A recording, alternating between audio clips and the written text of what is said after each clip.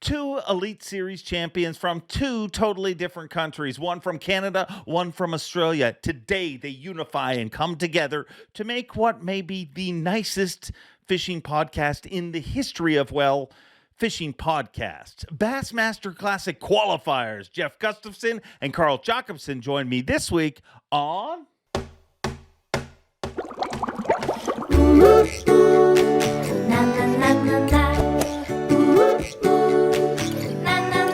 I'm Bob Cobb from the Bassmaster. Welcome to Mercer. Welcome one, welcome all, friends, family, freeloaders, fishing freaks. You're all welcome here at the Awkwardly Honest Fishing Podcast that goes by my last name, which is Mercer. Hope you're having a good week, and hopefully this podcast makes it a little bit better. For those of you that want more, you definitely got a lot more this week. I mean, not only is this maybe the nicest podcast ever, it's so nice that nobody knew when to stop talking. It is also the longest podcast that we've ever done. But that's the beautiful part about the socials of media. You can chunk this up however you want. If you got to listen to it in two parts, in 3 parts, 4 parts, whatever you want, it's all up to you. So break this bad boy up, and I hope you enjoy it, because this podcast is truly an emotional roller coaster. I mean, 2 amazing anglers on this week's show, and 2 of my favorite guys in the Elite Series, 2 of the most popular guys in the Elite Series. But we go through a bunch of stuff. I mean, they just got back from an incredible trip to Australia, which we talk about a bunch. But we get into tournaments, the future of tournaments, what they've had to overcome, the international invasion on tournaments. It goes everywhere. It is an emotional roller coaster. But like I said, chop her up however you like, and that's how we'll deliver it to you. But while you're at it, give us a thumbs up. Subscribe if you haven't. We're just under 180,000 YouTube subscribers. Yes, you're right. Just a few months ago, I was all stoked about the 100,000 subscribers, and we're 20,000 subscribers away from 200,000 subscribers. And as my friends in Dart say, but hopefully by the end of this week, we'll hit 180. Because let's be honest, that's probably what I'd be doing for a living if it wasn't for Bassmaster events. And I'd actually if anybody's looking for somebody to call bingo, or I'd like to get into the dart game. I mean, I don't know anything about it, but I can do a 180. Anyways, I should stop talking because this podcast's long enough. But there is some juice, some meat in this podcast, and I hope you guys all have a great week and you enjoy it. Without further ado, Carl Jocumsen and Jeff Gustafson. So, guys, I may be committing podcast suicide because the podcast world, I don't know if you've noticed, but it does really well when there's controversy and anger. And I've invited what I think most anglers on the Elite Series would vote as the 2 nicest bass fishing pros in the business. So this may really suck, but thanks for joining me. Thanks, mate. We never suck, Dave. Come on. No, you don't suck, but you're nice. Like, I mean, Suck's not a very nice word either. Suck? Does that offend you? Are you offended now, Gussie? That sucks. Now that we're back from Australia, I'll call you what an Aussie would call you. Yeah. There was a lot of...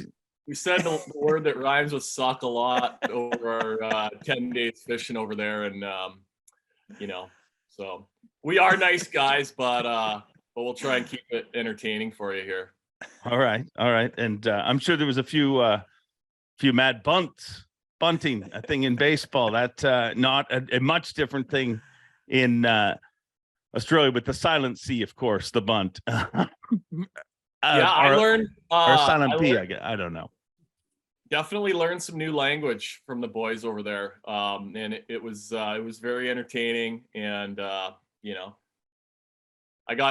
spent the second part of the trip with Shelby, and got scolded a couple times for my language. So there's a thing right now after Gussie left. They had told him that ABT tournaments, that whole tournament organization, if Gussie drops some of these words on Bassmaster Live, and he got a fine, that the ABT guys would put a pool together and pay for the fine. Matt Robertson is booking a trip to Australia right now. Yes. Yeah. Gussie has a get out of free jail card ready to go. He can do whatever he wants. Are swear words more offensive coming out of your guys' mouth? You know what I mean? Like if I drop an F-bomb or Seth or somebody, like I don't think people are that shocked, but you guys are so squeaky clean. Is it more offensive when you swear?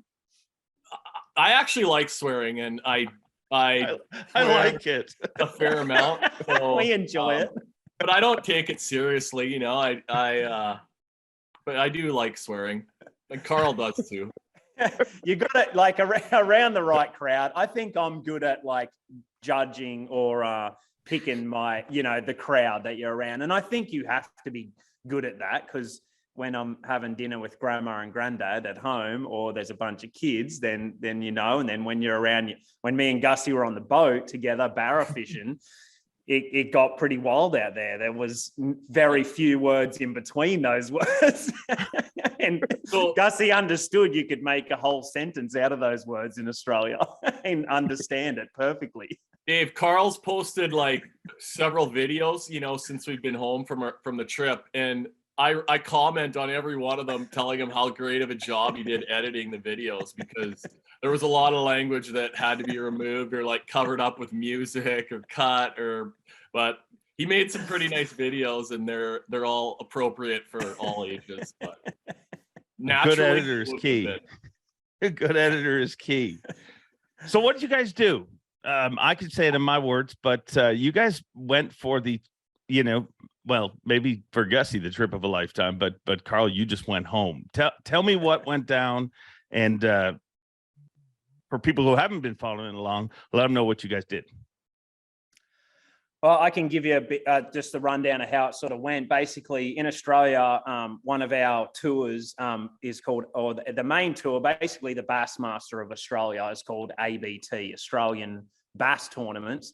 And off of that it's ABT, so it's Barra tournaments as well, which is our big barramundi, and it's brim tournaments as well, which is a saltwater brim that we have that lives Australia-wide. And they're actually the biggest tournaments in Australia because they're Australia-wide. Bass tournaments are a little bit smaller. And then the Barra Tour is, it's pretty cool because you literally do a tour of all of these different lakes. As you travel, you fish with a team partner. There's generally a good amount of teams, and it's sort of very social, and it's gentlemen's hours, and you fish with your best mate basically, and you try and catch these giant barramundi, and the fishing's just unbelievable. And so we've been talking about it for years, trying to get some guys from America or Canada over, and it all worked out perfectly where Rapala Australia and Humminbird Australia and ABT put it together, and I was able to invite Gussie over to fish as a team, and we put a team together, and we fished 4 events in that Barra Tour. And so Gussie literally flew from Canada into Brisbane. I flew Atlanta, LA into Brisbane. We met up. ABT organised a truck and a boat for us. My cousin got a lot of gear. Some of my sponsors put gear together. Me and Gussie flew with our reels and some new tackle from here. And we jumped in the truck, and we took off and did the Barra Tour together. And we fished 3 different lakes, 4 different sessions, and literally we had some of the best barra fishing that I've ever even had in my life. So Gussie got the experience and trip of a lifetime. And over me catching them, I enjoyed just finally getting to show someone from over here how I grew up and where I grew up and how the fishing and how special that fishing is. And the idea is to hopefully open it up to more people over here, and in the years to come, get you and Brandon and some more people from over here on the elites to come over and experience it. But very cool to see. I can tell you how awesome it is, all I can, but it was cool to hear from Gussie and his experience coming from another country. Gussie, before you talk to me about Australia, tell me how much that flight must have sucked. Because I've literally wanted to go there my whole life. And then I look and how expensive those freaking pods are. And I'm like, I mean, there's no way I'm going to Australia. At what point, like, I mean, I feel like you'd go through a lot of emotions in one of those flights. Yeah, literally the only bad part of the trip was the flight over there. The way back actually wasn't as bad. I mean, maybe I was just prepared for it a little bit more, but yeah, for me, flying from Vancouver to Sydney, it was like 15 hours and 50 minutes, I think. Wow. But yeah, it's a rough, but you know, once you're there, like everything was top notch. And like, since we've been home, Shelby's been telling people, like, when they, you know, like everyone's been asking about the trip, and like, I think she said it to you even, like, I would move there. That's what she's been telling people. Like, we really had like the best time. And obviously, we were kind of like the guests for the trip, and everyone was very gracious and good to us. But no, the weather was awesome. The food was top notch. The best coffee I've ever had. And then the fishing was so fun. So, you know, yeah, it was just an awesome time. Every time I've heard you talk about this, I mean, when we talked yesterday, you mentioned the coffee. What is so special? I mean, I guess I don't understand, because my addictive substances have a better high than coffee. I do not drink coffee. Well, so I'm a bit of a coffee snob. Like, I like good coffee for sure. And we never saw one single drip coffee machine over there. It's all espresso machines. And if you go into a gas station, like, the guy behind the till has a machine behind him. Like, he's going to make you a good coffee. Like, it's not like the crap we have in gas stations in North America. Like, the coffee's so good. Like, yeah. That funniest one was when we were heading back from Airlie to the lake, and I'm like, oh man, there's not much. We're in the middle of nowhere. And I'm like, I think we've passed everything. And then this sketchy little servo, we call them, gas station servos on the left. And I'm like, oh, they'll have coffee in here. We pull in, we go in. It's just the tiniest one dude standing behind the counter. And it's quite busy. And there's people coming in, they're just trying to buy fuel. And Gussie's like, you know, vanilla latte, large with like this stuff. And the guy literally turns around and makes him like the greatest coffee you've ever seen. Like, while he's running people through fuel, just pours the perfect coffee. And I'm like, this is crazy. I forgot how good it was. Like, every place has a legitimate guy that'll make you good coffee. There's a lot of scary people in gas stations that we go to that I would not want making. I wouldn't want them opening a soda for me. Never mind making a coffee. Yeah. Gussie, a trip like that, I would think, almost risks an opportunity of being a letdown, in the way that, like, the Barra fishery Australia is so hyped, you know, from what we've seen on this end of things, better, as good, or way out of the world, you know, and what your expectations was. Way better than I could have imagined. Really? Like, the very first one like the first night we went out, and, you know, Carl's been like talking to me about it, pumping it up for months leading into this. So the first night we go out, and we kind of had got a little bit of a late start, and, you know, just sort of getting acclimated with the boat and the gear, and, you know, just sort of seeing what the guys are doing.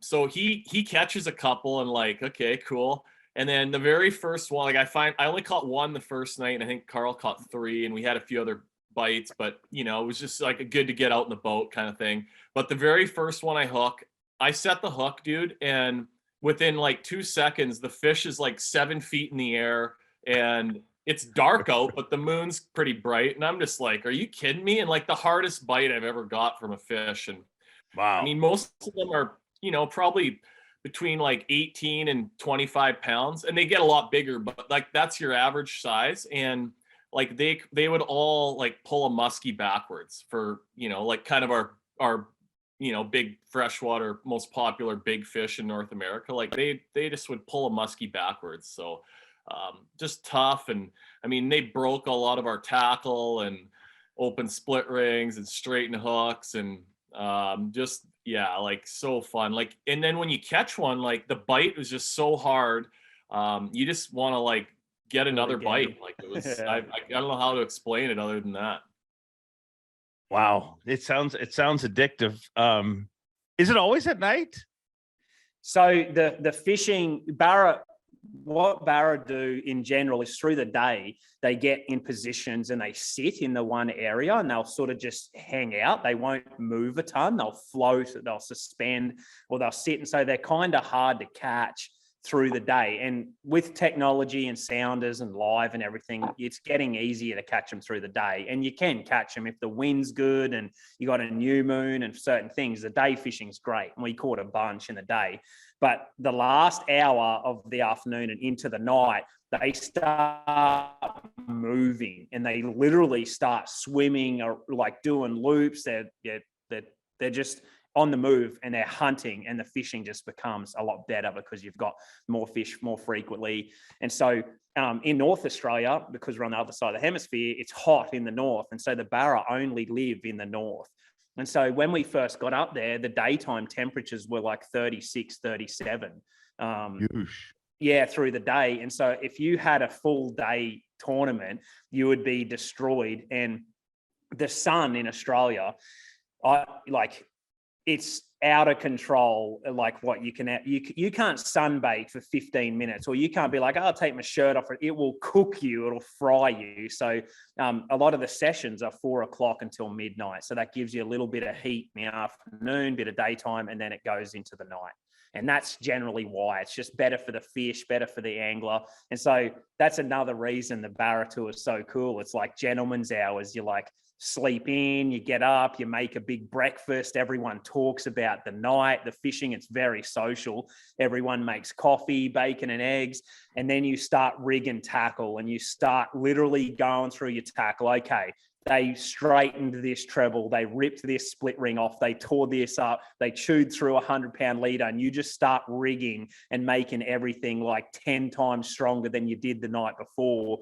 And it almost took Gussie and I about a week. Like I already know, so I already had everything beefed up, and they destroyed all of that, and we end up going even heavier than what I had in the past.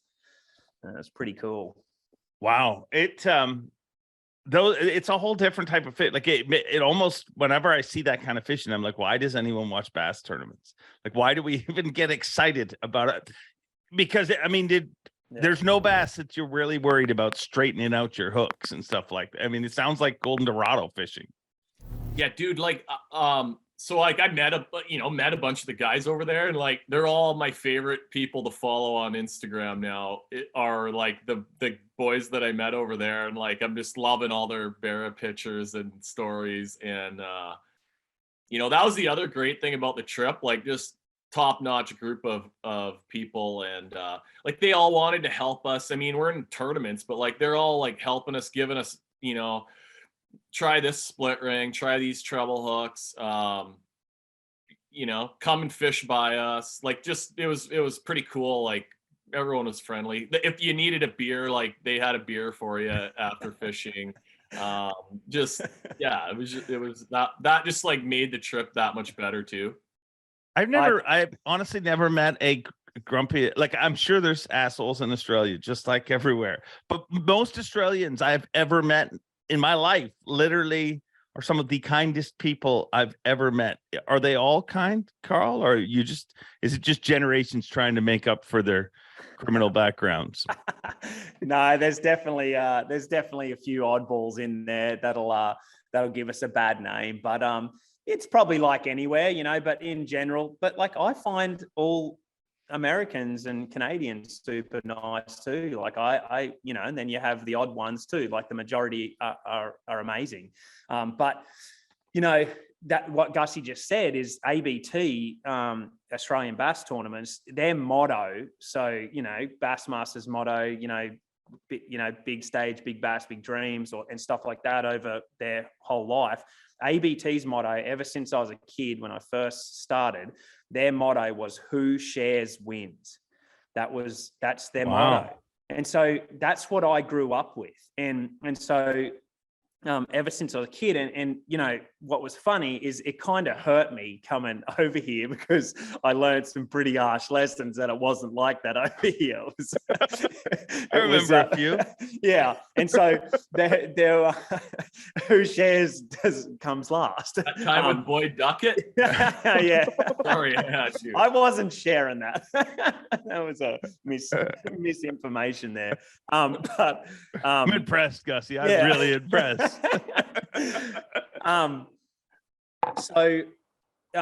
That what it is the Aussies that we're fishing for $2,000, $500, you know, and that it wasn't sheep stations is what we would call it. We were fishing for the passion and the love of it, and the prizes weren't big. So, you know, me growing up, when I became good and I was starting to really do well in the tournaments, I'd be rigging tackle in my boat and there'd be 15 people around me that were fishing the tournament, and I'd just rig all of my stuff and be like, yeah, I'm using a 1/2 jig head with this play. Like I would tell everyone. And then you know, Gussie and I share a lot of information, so it feels good because we like talking about fishing, and that's what you really felt in Australia when we went back, is like there was just big groups of guys, and there was just stories getting told, and then when something would come up, it'd be like, oh, I don't use that split ring, I use this one, try this stinger. Would be rig and tackle, and everyone was just sharing. And you know, a couple times we went past the winners of the Faust round and we were within a cast distance of them, and that we didn't know that they were the local guns, and we were right there. And then they were like, man, if you guys just stopped right there, you would have like been competing with us anywhere that day. But they end up winning and we come 18th. And then they said and then the next day was a different tournament, and they said, hey, just camp on a tree near us and you'll smash them. And that's what we did. Like no one's ever gonna say that like in any tournament. They're just like, yeah, and then told us what they're doing, how they're doing it. Like the amount of info that we got on graphs and sounders and baits, it was just a flood of it. And that's one of the reasons I actually enjoy going home so much. You come back with a big lot of ideas to use here. Yeah, refreshed. Gussie, what was the reaction?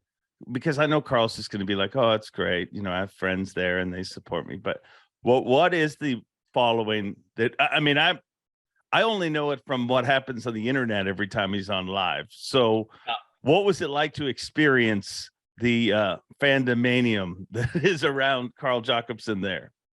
Yeah, I mean, all the guys were coming to get photos with him and just encourage them. I mean, it wasn't like, once we were like, all the fishing guys it was just, you were around regular people, you know. Yeah. It wasn't, everyone was just cool and wanted to ask them questions. And there's actually a big group that are coming over for the Classic in Knoxville. And like, Carl's got to get in touch with Emily and like somehow arrange a section for all of them to sit in, because they're going to be the funnest people that we have at the Classic for sure. And even though there's going to be like a strong Canadian contingent down there, but I'm excited to see these guys come and experience the Classic. And you know, it's a big project for them to come over to Tennessee for the weekend from Australia. So you know, yeah, it's good. I'm excited to see that. But no, they're all, you know, it sort of speaks to like the reach that Bassmaster has, that everyone over there can watch Carl when he does well in the events.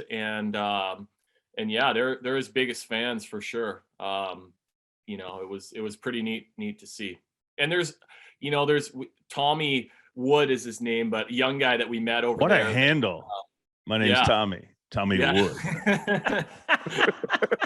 You like that? Well, I'm going to use that one day.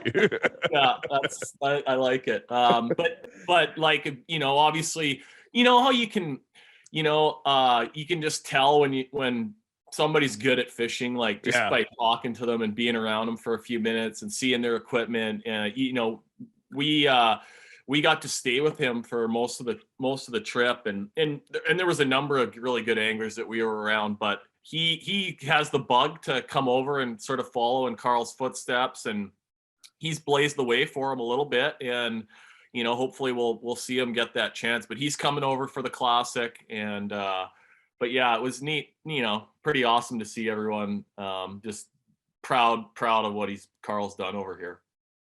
Yeah, I mean, we talk about how amazing it is, but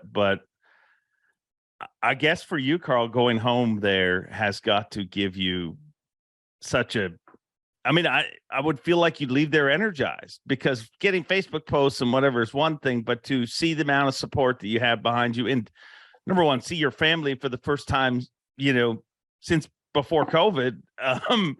Yeah. I mean, it must have been an emotional trip for you. Yeah, it was for sure. Just getting off that plane and just being, and no matter how much I live here, I was 26, 27 years. I lived in Australia. I'd never left the country, and established a lot. And so when I never feel like, when like where you live, and if we went up there, you feel so comfortable where you've grown up, where you've lived, about the lakes, about how things work.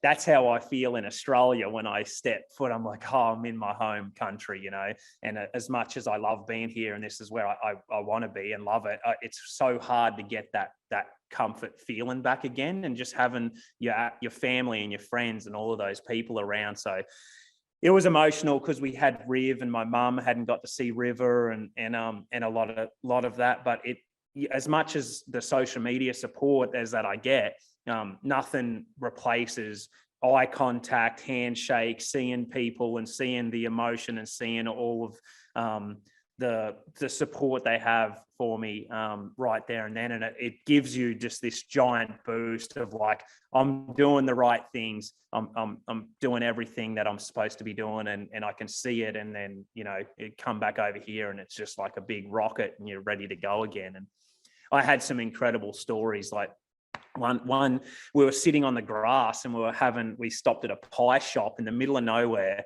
and someone saw that I was eating a pie on the grass with Riv and Kayla, and we're just chilling, and this guy saw the truck and boat and been following on social media, and he pulled over and he came up and he said, "Hey Carl, I don't want to interrupt you with your family," and he started talking, and he said he got super emotional, and he was like, "Man, he said some stuff where he was like, man, I wouldn't be here right now if it wasn't for you. I wouldn't even be alive." He's like, your story, your win, Fear My Heart, all of this stuff, it's helped me to push forward.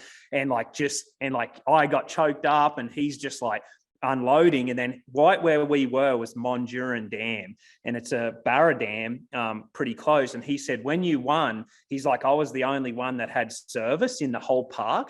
And he said all the campers and all the fishermen all came over to his laptop and they watched me win 10 killer. And so he's showing me photos of all of them in his camp with this Bassmaster screen up on his laptop.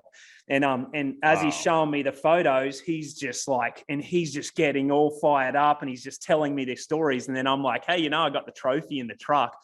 And he's like, no way. And so like literally 20 minutes from where that happened and all the stories, he got out and we got the trophy out and he held it over his head and we got pictures. And there's just that sort of stuff is just priceless to me, and so lucky to be able to experience it. It's pretty cool.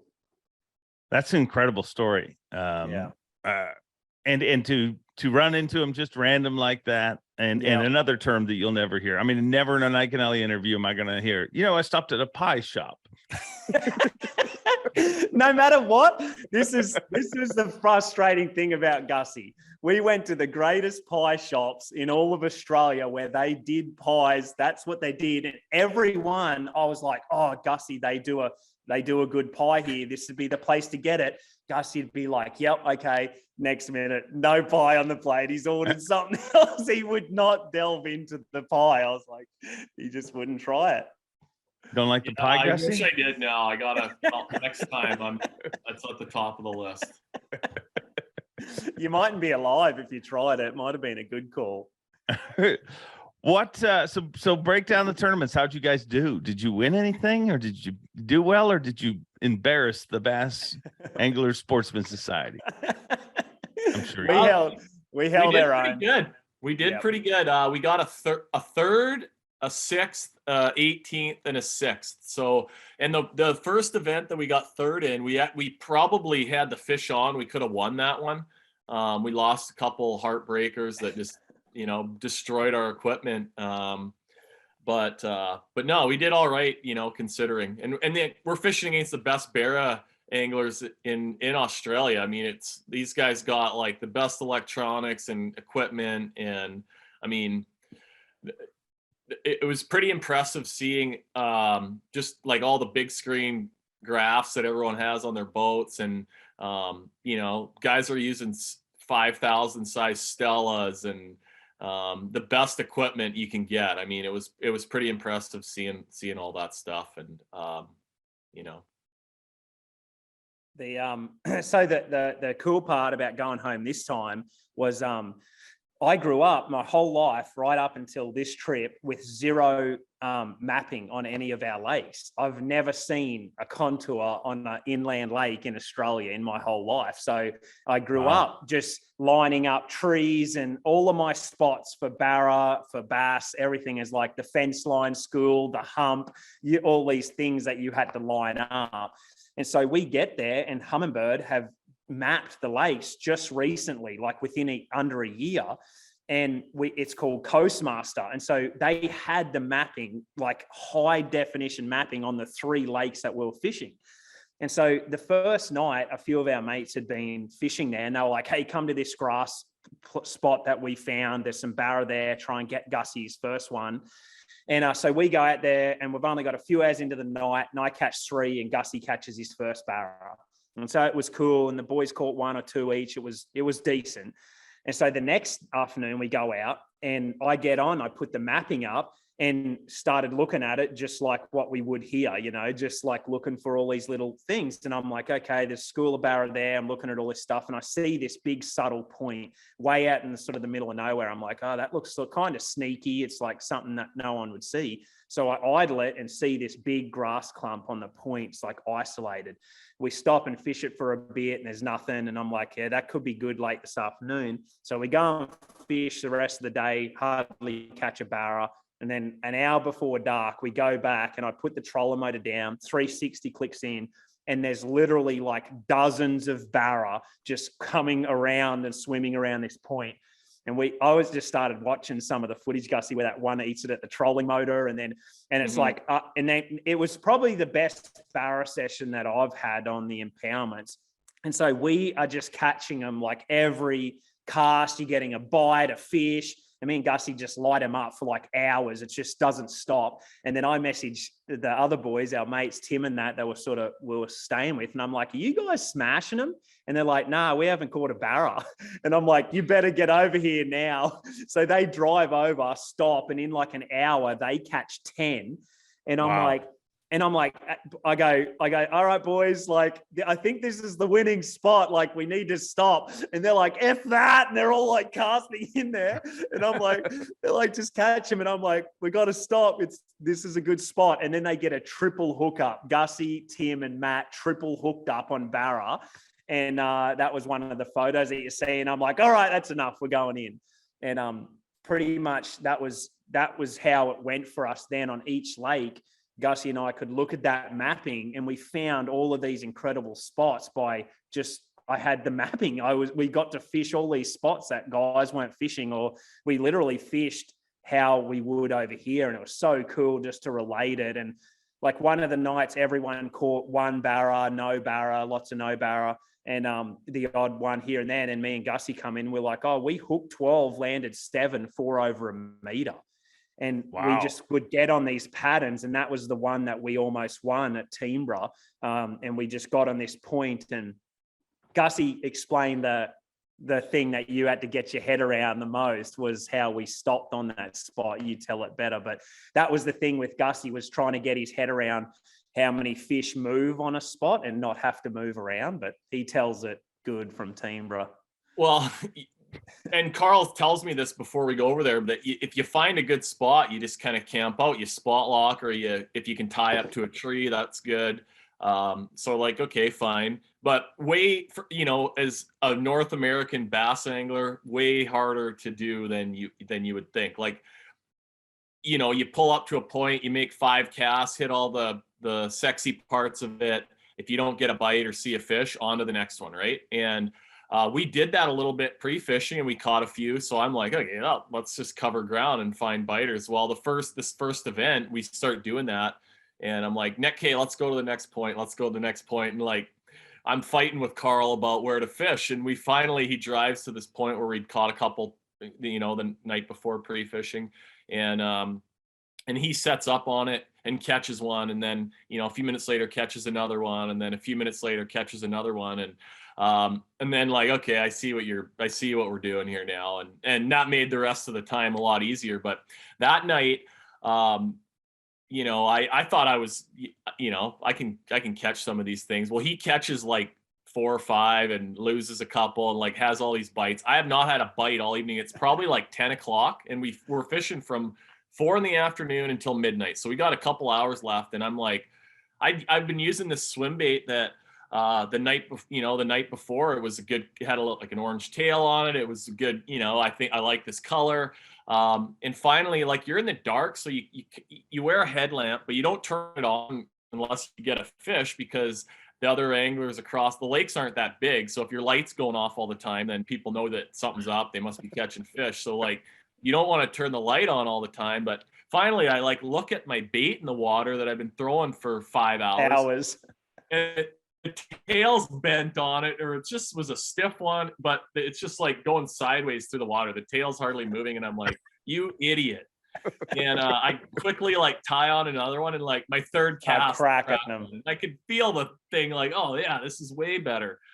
And then I ended up like catching them pretty good for the last couple hours. But just I get to learn everything. Carl does too. Like we both learn everything the hard way with fishing. So that was just like another lesson. If make sure that your swim bait is running nice and straight and wiggling, and any kind of fish that you're after. It's a key. Carl, how early did you notice that his swim bait was screwed up and didn't tell him? I knew from the start. I tied it on. Yeah,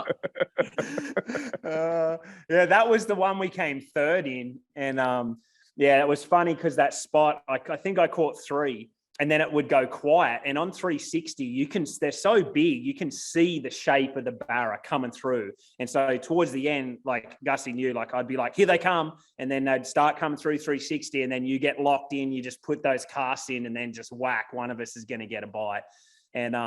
And that night I caught 3, and then it went quiet for like 30 minutes. And Gussie's like, that point would be good. And I'm like, no, man, this point's good. They're going to keep fast. And then it's like 45 minutes, no bites, an hour, no bites. And you can tell Gussie's just like, they got to be on that point right there. And then next minute, here they come. And that night was the one that his mindset switched. It was like they sort of come through in floods, and you just have to, when you have the right spot, and you end up, you find the grass, and then you find an interception line where you're casting, and then once they start coming through, your casts are hitting perfect, you're touching that grass, you're rolling through, and then that's when you get bites. And then once Gussie put a good swim bait on, he started cracking them. And towards the end of the trip, or through that, like I had to fish as hard as I can to keep up with Gussie. It was super cool to see him, how fast he adapted, and a lot of the guys over there were probably pretty skeptical of how good we were going to do. Me not being home since 2018, and so that we had that against us. And then Gussie, a lot of Americans that largemouth fish that get to come over, the bite is so ferocious and fast that it's like someone just goes whack like that. And if you don't set exactly then as fast as you can, they spit it out. And then this far up your leaders chafed. Like they've had it all the way down their throat and got rid of it. And so a lot of people from America are largemouth fishermen. They get that bite, and your tendency is to delay just slightly.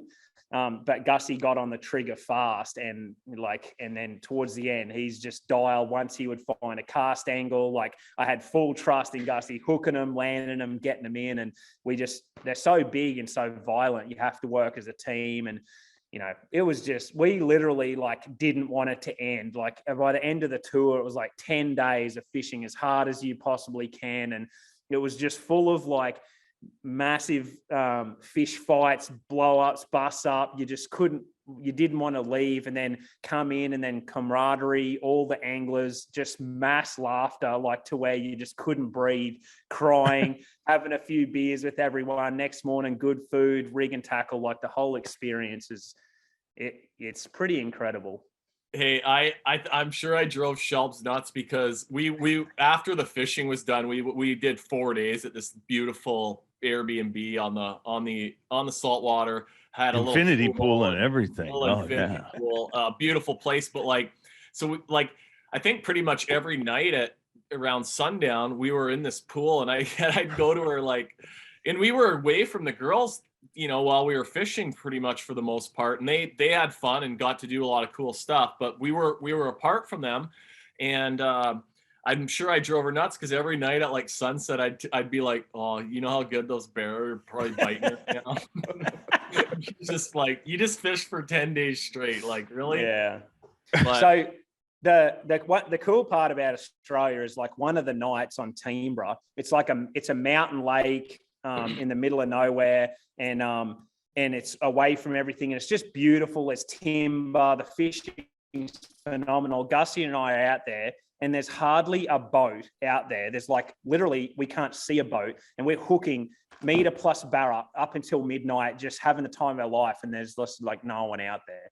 And that's kind of what makes Australia so special. It's if those lakes were in America, there would have been 200 boats on that lake at any one time, but it's so remote and so out of the way and sort of hard to get to, and the population's so small that the fishing pressure is just way less. So how far are people that and get other competitors, how far are they traveling? Do they live near this, or is it a hike? I mean, Carl could answer it more, but quite a few of the guys were driving 10 or 12 hours to where we actually had the tournaments. It was a haul. It wasn't there. And then there was obviously some guys lived local to some of the lakes too, but a lot of the guys were driving. 2 of them drove 30 hours. They drove up from Victoria with their boats. So, Gussie and I be there, it wasn't all of us, but a part of it, that they wanted to do to promote it, but the team's almost doubled from the previous year. So we got, 40 something teams, and a lot of guys came up, just to see us, go against us, fish, just brought it, the competition. Hopefully that's what we can keep doing. But honestly, our lakes could only handle probably about 50 boats, I reckon. 40 was a lot on Kinchin. Hey, Gussie, you could see most of the competitors on Kinchin. Pretty crazy. Is it comparable to anything in North America? For people who have never caught one of these bad boys, what would you compare it? A mixture of what? They're very snook-like. So if you've saltwater fish, they're kind of similar to a snook a little bit in the way they look and their mouth. But I don't know. You almost need to have musky tackle, but you can't use stuff that's that heavy. You have to have some, as powerful and violent as they are. You need to have some finesse in your equipment as well, or they just won't bite. So they don't all bite, that's for sure. That's what makes it so special. If this was anything else, you would be using big reels and big tackle, and it would be like anything else, and it would have been not as much interest for me and Gussie or anyone from America that's a bass fisherman. The reason it's so special is literally we're using bait cast tackle, exactly like bass, and about a flipping stick, and sometimes even lighter than a flipping stick, for tackle, 50-pound braid, but heavy leader. And so you're literally identically fishing for bass. You're fishing for largemouth bass majority of the time, exactly like that. And then when you get a bite, it's the most violent psycho thing you've ever hooked, and a 20 to 50-pound fish just turns the water white, and you have zero control for about 2 minutes before you get any kind of control of what's going on. It's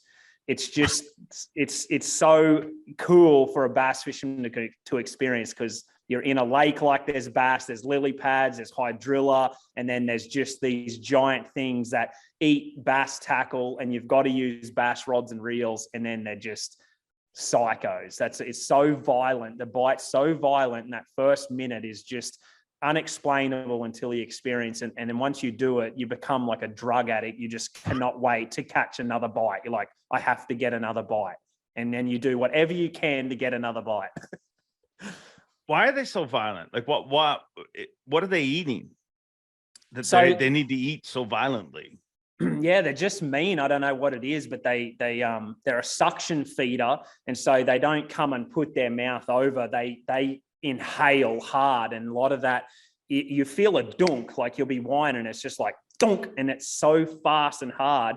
But then when you set the hook, everything just stops, and then they go the other way, and then straight up. Like several times, Gussie would be like, "Yeah," and he'd hook up, and then you'd hear the water go, and you'd hear a bit of a, and they're in the air. You hear, and then it's just silent, and then you hear kaboof, and they hit the water, and then it's just thrashing, and then you're like, "You still got it?" "Yeah." And then it's another jump, and then still got it? "Yeah." "Okay, we're on." And then you start to fight. And several times on 100-pound mono leader, Gussie set the hook, big one, and it was like shake, boom, and rub through 100-pound leader just with their teeth. They don't even have teeth. It's just a little bit rough, won't even rough your skin. But you've got so much tension on them, and they're so violent. They crush down and they head shake so hard that it literally just breaks 100-pound leader. Doesn't cut it. It wears it to a point. And so you're trying to survive these jumps. You've got all of these different trebles on there, and they're just the ultimate masters of like getting rid of like the bait in any different way. And then like 90 centimeters to a meter go super hard. They're super fun. And then all of a sudden, like what happened to us at Toowoomba, is you hook a meter 15 plus, and it's a totally different animal. It's just like you get the bite, and then it's like just goes the other way 100 miles an hour and just doesn't stop. And then everything just pulls apart on the swim bait. Wire leaders hanging out, split rings all pulled open, straightened hooks, and you just wind it back in. You're just like, I had nothing. Yeah. It's one of the most amazing things about fishing to me. And like, while you're telling the story, I keep thinking about like times when I've been in South America and peacock bass fishing.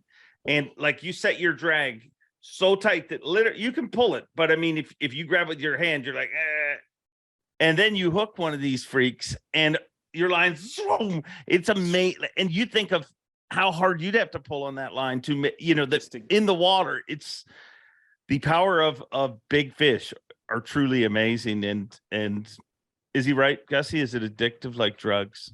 Dude, you would love it. Like every one of our friends would love it. And like if someone went over there and fished for them and said they didn't like it, like I would probably not be friends with them after that. So Steve Morgan, who runs the ABT, events and everything, he actually took Gary Close fishing over there several years ago. And Gary told him that if they had barramundi in Tennessee, he would not go to work. Yeah. Like if anyone wanted to do like a bucket list like trip, that's it, man. I mean, everything was awesome. Like it was so fun and tough critters and just good times. These couple boys, Ben and Pete, that they were real good characters. Gussie got along with them real well. They were a couple of the ones that won the all-nighter. So one of the tournaments we fished was an all-nighter. It went from 4 p.m. till 8 o'clock in the morning. So you literally fished all night. Like that's one of the brutal ones of it all. And I had a bit of a camp from like 1 till 4 or something like that, because I told Gussie like the fish don't generally bite through that. But it was mainly that we just didn't have a good spot that night. So it was that was the one we came 18th in. But we come past the boys that won, Ben and Pete, and we were probably 100 yards from them or whatever, and we're fishing and we see them hook a giant, and it just comes jumping around the boat, and like they hook it way out, it jumps, and then in like 15 seconds, it's next to the boat, it's just violently going nuts, and it's like in the net, measure, out, and they're fishing again. And we're just like, and Gussie's like, man, that fish just, came in the boat for him. That's wild. Like that doesn't usually happen because they're just so violent. And so the next day, the boys are there, and Gussie's like, we're talking to him, and Gussie's like, yeah, that big, how big was that big one you got? And he was like, oh, it was 110 or 111, like a giant. And Gussie's like, yeah, it just came in on you. Just came in for you. You got it netted. came right to the boat, and Ben goes, I effing skull dragged it. He goes, yeah, I skull I dragged effing that. skull dragged that. I skull dragged that in, and Gussie just was like lost it. But like that's what those boys, like, they had their drags locked and they have everything beefed up, and they don't give them an inch. And they were in heavy timber, and they literally just give it to them. When they jump, they rip them down and get them in. Like, there's some pretty cool tactics that like some of the guys that really knew what they were doing were using on them. Gussie, many, many years ago, I went up to Kenora, and I had a similar experience as you probably experienced. You know, I got to meet all of your buddies, you know, the Stooner and Goozies of the world, and Kessler and all those guys, you know, that fish up that part of the world. And I took from that, there was this dude who showed me this little hair jig that became a big thing. And that was one of the things I learned from that. What did you take from this? Is there anything you took from this that you're like, I can't wait to see how this plays out on Okeechobee or on Lake Erie or wherever? Yeah, for me, definitely just the way, like, some of the different ways these guys were using electronics over there, like 360 mandatory equipment, and they're using it to see fish. And I know Carl has a lot more confidence in it than I did before. Like, I love 360, but I'm using it just to see grass or see where the rocks are. But pretty interesting the way that, like, for most of those guys, that was more important than forward facing sonar to be able to see the fish, just because they're moving fast, and just to see how they related to like the weed edge. And it was pretty cool. But that was for sure like the biggest thing that I learned. Like, I'm excited to utilize that, you know, when I get going in the boat again here in the new year. Is it easier because of the size of the fish to do that? Will it be more challenging bass fishing? Yeah, a little bit, but no, it's going to be relevant for some bass stuff that and, you know, like, I love to fish offshore and use electronics. That's definitely like my strength. And so, yeah, I'm excited to get to do that. I'm actually going to bring my boat down to, is it Hennessy Outdoors, Carl? But a guy near where Carl lives that rigs boats, and going to have them help me out with rigging the electronics and everything. So it's going to be all dialed for 2023. I think that's one of the things nobody talks about in the Elite Series, or talks about a lot. But you know, while the internet world is freaking out that graphs are costing people out of the game and everything, I don't know that they didn't notice bass boats and gas is expensive too. But it's not just good enough to put good graphs on your boat anymore. You guys are like dialing in the harnesses, the power supply, everything, and it's almost a must-have on the Elites now, I would imagine. Well, like, quickly for me, and I'll let Carl add to this too, but like, it's our job. So we got to have, you know, everything's got to be perfect and the best. And for Carl and I, like, we don't have a lifetime of experience on the Tennessee River or wherever we got to fish down there. So you got to have every toy and tool that you have at your disposal and use it. Like all these guys are. Do you need 5 graphs or screens on your boat to catch fish? Absolutely not. But if you want to compete on the Elite Series, like for me, I don't ever want to have to go get a real Monday to Friday 9 to 5 job. And that's my main motivation, to like go catch bass and you know, remain competitive on the Elite Series. So you just try and do everything you can to get the most out of all your equipment, your boat and electronics and tackle, everything.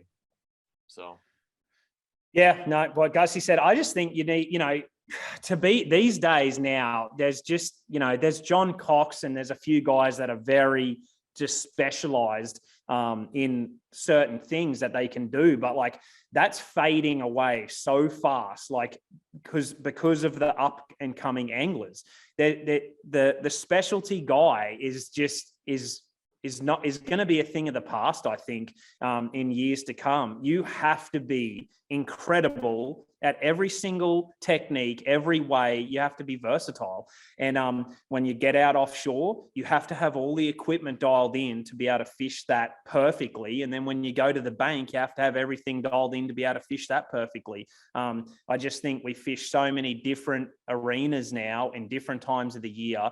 You can't just be like, well, I'm going there, I'm going to have to try and do this. You have to be able to adapt. And that's, everyone's like, oh, with electronics, but that's got to be just one part of your arsenal. And then you still have to be good at the rest too. And what we saw over here, and even in Australia, we saw it, is like certain guys knew how to catch these suspending barra.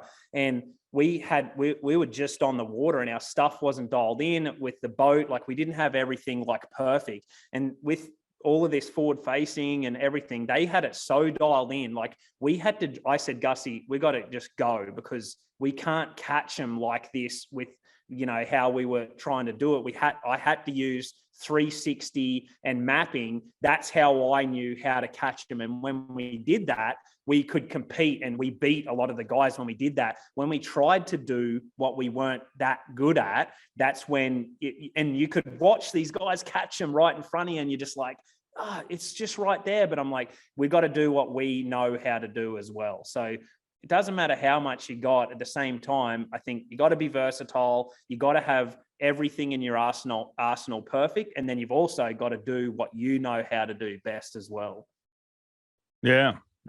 Versatility's in many things. I mean, and I think you have to be versatile in communication. And I don't know if I'm supposed to bring this up, but I heard that Gussie got very versatile and communicated with a lot of Australian anglers in a way that probably he wouldn't maybe do at a seminar in Alabama, but it worked. Are you guys willing to talk about that? It's Carl's story.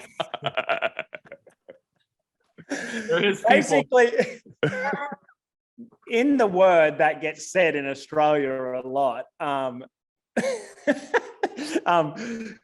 Gussie had learned every different way to say that word by the end of the trip. And he got a 101 Aussie version of how to use that word in every different scenario. And towards the end, he basically called everyone a bunch of good things, and the whole room absolutely lost it. And that was the perfect way to use that word in Australia. And that they absolutely loved Gussie. Like the Aussies, Gussie just adapted so well. He loved trying the different beers. Everyone always had a beer for Gussie. They wanted to talk to him. They wanted to ask him about Canada and wolf hunting and Gussie's and fishing, and Gussie's asking them about everything. And he was the highlight of the trip, for everyone, because he just adapted so well. Just got into like the shit talk was thick and heavy every single day. So he adapted well to that, because there was, in our house that we had, there was zero serious talk. When you came in, you had to be like on fire, ready to go, or they would just bury you. And like, they gave Gussie no like intro. It was like straight in as hard as you could go. One of the best one-liner of the week of the whole trip for me. Well, I don't know if it was the best. There was a few good ones, but one of the best ones. So Tommy Wood's partner Josh Lowry, they were like the guys to beat in most of these events. So we beat them in the first tournament. So we're like just giving it to them, like, and we think we're pretty good. Like, we're gonna beat these guys all week. Beat us in the second tournament, and then they really beat us in the third tournament. So going into the last one, Josh and he owns a tackle company over in Australia. Samaki they make a lot of really cool baits, and it was a really good guy, and we all got along really good. But he goes, we're going into the last event, and he goes, boys, I'm pretty effing good at math, and you guys are effed. And that was like, yeah, that was it was just said at the right time, and that was one of my favorite lines of the week. You don't have to be good at math to figure that out. An awesome trip. Unbelievable experience. How soon do you want to go back? if I got invited to go back again next year, I would for sure go. But yeah, I'll be if I get to go back, I'd be in any time for sure. The travel, what you said before, and the jet lag is the only thing, but you forget about it, and then you book another, you go again. And after doing this trip, I look back and think about what I did when I first got over here. I flew into America 4 times in 1 year. I flew back and forward to Australia and back to America. I did it 4 times, and it nearly killed me. But jet lag it sucks. I forgot to ask Gussie about it, and we talked about it yesterday. He's like, dude, I don't know if I've slept a week after. And what jet lag does is your body thinks it's daytime, which it is, after you've been flying for some reason that way, like whichever way the world's spinning. This is what's kind of freaky, is when you take off, I think, to Australia, the world's spinning away from you. So the plane is chasing Australia, and so it's longer going that way. And then when you fly back to America, the world's spinning towards you, so the trip is actually shorter. And wow, yeah, that's freaky. And so going that way screws up that whole flat Earth thing. Yeah, that way of the hemisphere. When I land, you land in the morning, and I just get straight into living in Australia. And that night I go to sleep and I wake up early and you're ready to roll. And Gussie kind of had the same thing, pretty good.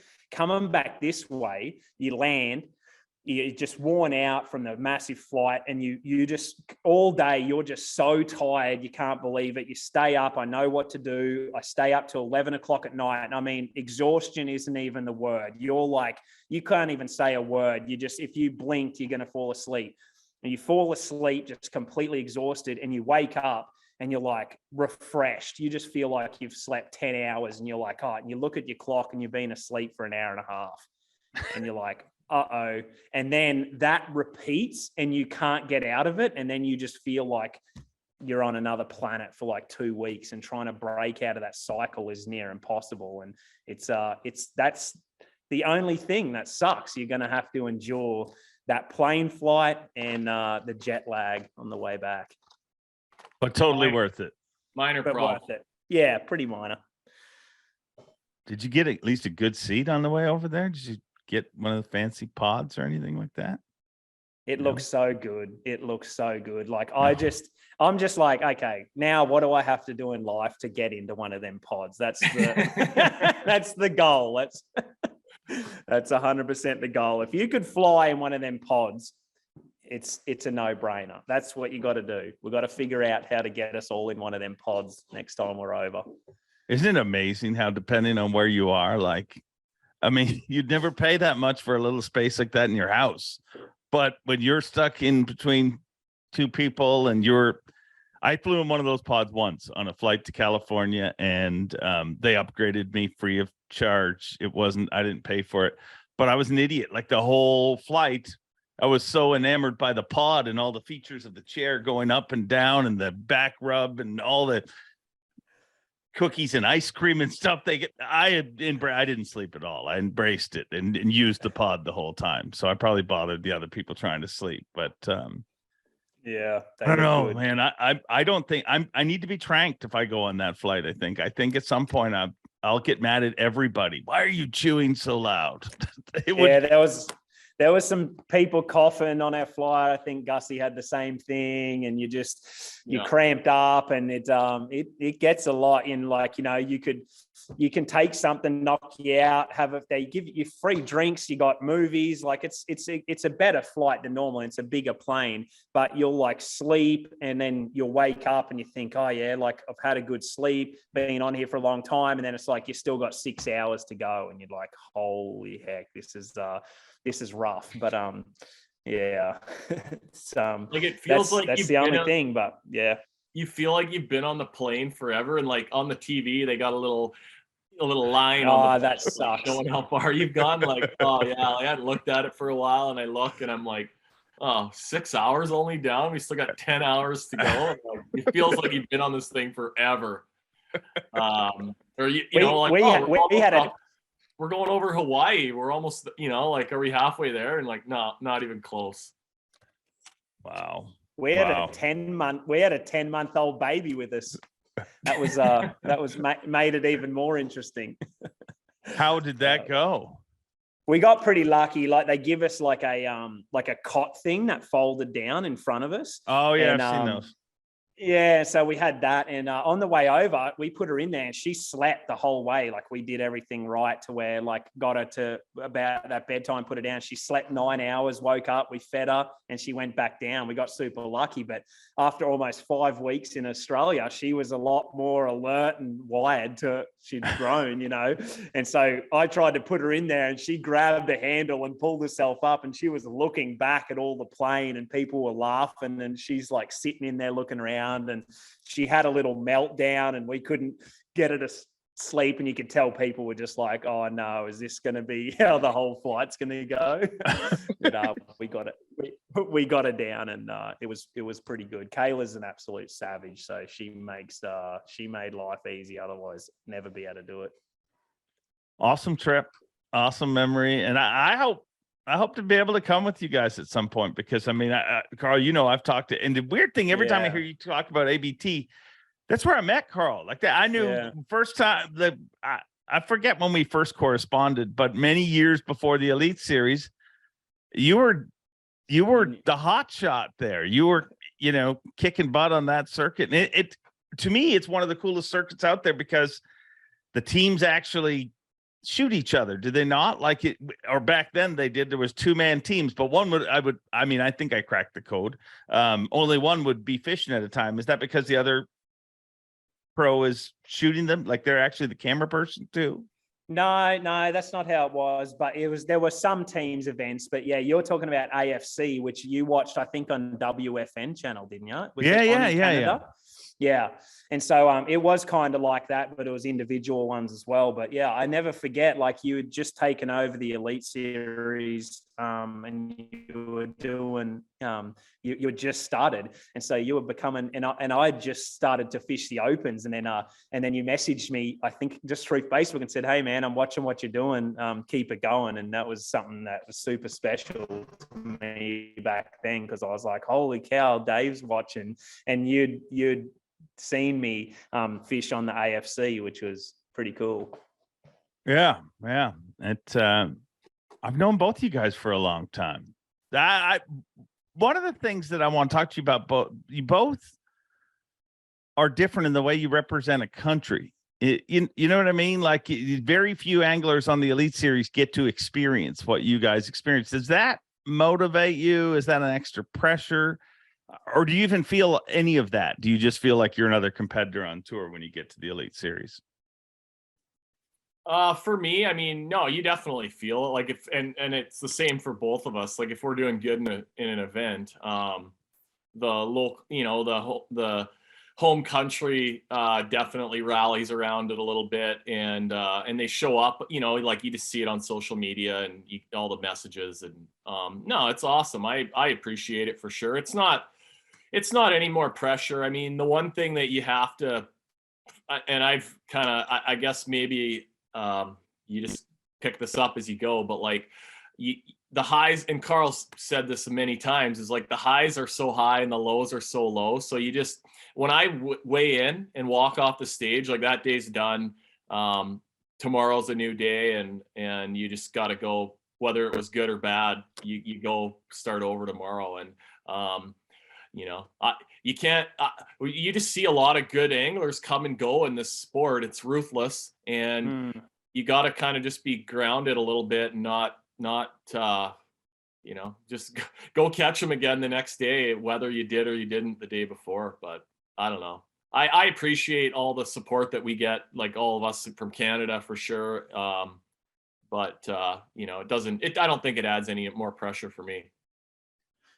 Yeah, it's definitely super cool. That's the interesting thing is when I was 16, when I was growing up, this is all I wanted to do. And when I would come 7th in a tournament in Australia, like I would nearly cry, because I would be like, this is what I'm going to do. And I'm like failing. Like I had no other option. Like I have to do good. A lot of pressure on myself just when I was in Australia. And so when I actually left and I'd fished a lot of my career in Australia, I thought I was going to lose that support, because I had built a good support and had shown a lot of people that, hey, I'm going to try and make a living out of fishing, which I'd been told I could never do. And I thought when I moved to America, that's all like washed away. I've like lost everything. And what was cool is the exact opposite happened. The uprise of social media started to come in, which was the best thing ever, because I got to actually show people what I was experiencing, and Australians wanted to see exactly how we are just speaking about Australia right now. Americans and Canadians want to hear what Australia's like. That's how the Aussies are with America and Canada. They want to see the lake, see the experience. Bass Pro Shops, like me walking into a Bass Pro Shops was just mind blowing when I first got here. Like I couldn't believe it.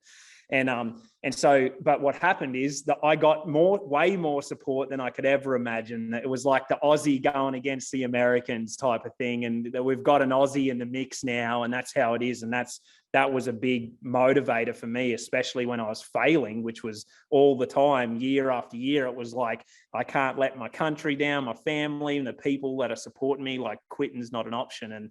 And each time social media and the Aussies got behind me, that meant a lot to me back then, because, and it still does now, but like that was the only way of seeing, like, holy cow, there's a bunch of people that are wanting to see me succeed. And I was used to the teachers, the people, the general in Australia saying you can never fish, that's not a thing, you're going to be a stop go man. And then all of a sudden I'm actually doing it. Now people are encouraging me, saying you can do it. That meant so much back then. So when I see that Aussie flag in the Classic, like that's so ridiculous. It's not even funny. Like I wish people could just know like how ridiculous that is. I should not be there. It shouldn't even be possible. It's so hard to do, and to think back of what I did and to come in and then it's all happening. And now there's going to be an Aussie crew, an Aussie army in the stands is so stupid. It's just like anyone can do anything if they really want, because that's going to be a special moment. No matter what happens to me, it's going to be wild to see.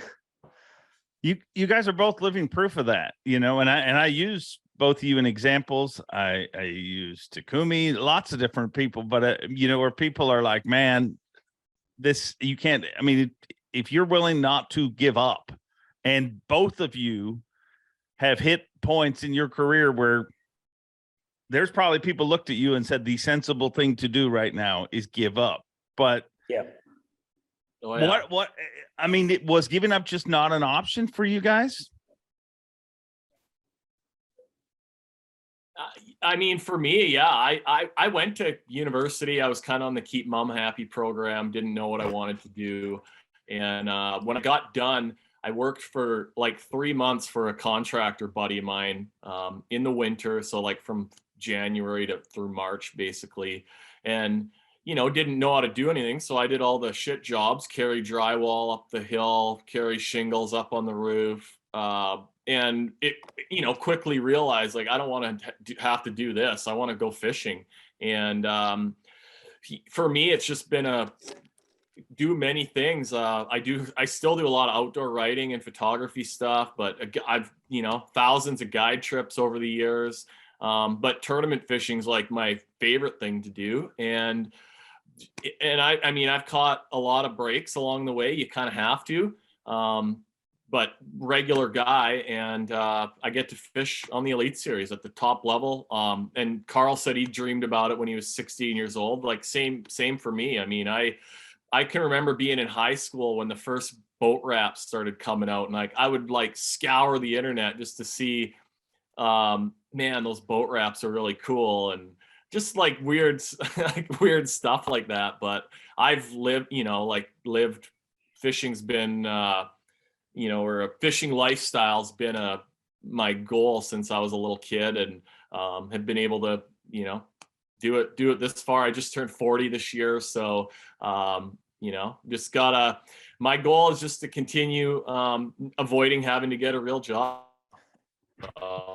That's like I said, my big motivator. Carl, man, you've had a lot of times where the sensible thing would have been give up. I mean, literally, like your career, every single time it seemed like you were getting traction. Oh, here he goes. Yeah. Your truck gets broken into. Yeah, something else. You got a visa issue you got to deal with. What kept you so strong this whole time? You hear this a lot is like, I've never ever had a plan B. This was always my passion for fishing is beyond what anyone could ever imagine. From when I was a kid, when you talk about passion, I was going into the tackle store in my hometown at 15, begging them for a job, and they wouldn't give it to me because they didn't want to pay me because I was too young. And I said I'll work for free, and I worked for free in the tackle store on the weekends every day I could. And the owner handed me a feather duster, and I dusted the tops of the lures off and the shells, and I couldn't believe I was in a tackle store doing that. Like, that's how I was.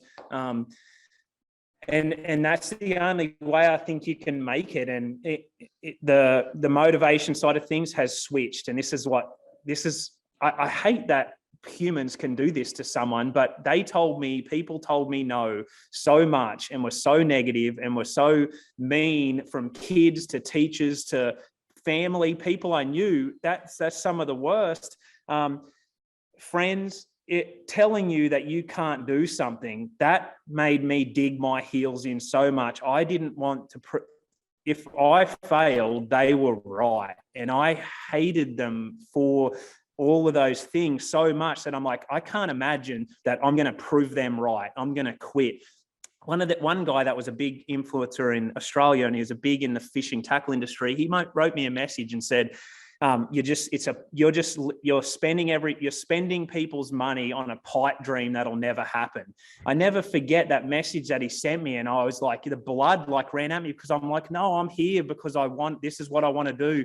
And just his idea of what he thought he was projecting on me. And so every time I would fail, it meant so much that I had to just dig my heels in and say, I got to figure out how to come back.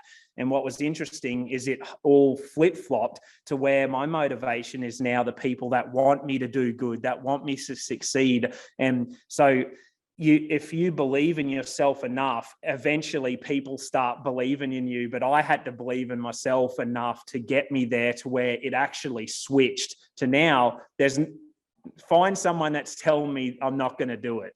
Like, if I say I'm going to win the Bassmaster Classic next year, there's not going to be many people that might say, I don't think you're gonna. Like, it's a because I'm like, I've done it enough to where you've flip-flopped it over to where people are like, far out, he might actually do it.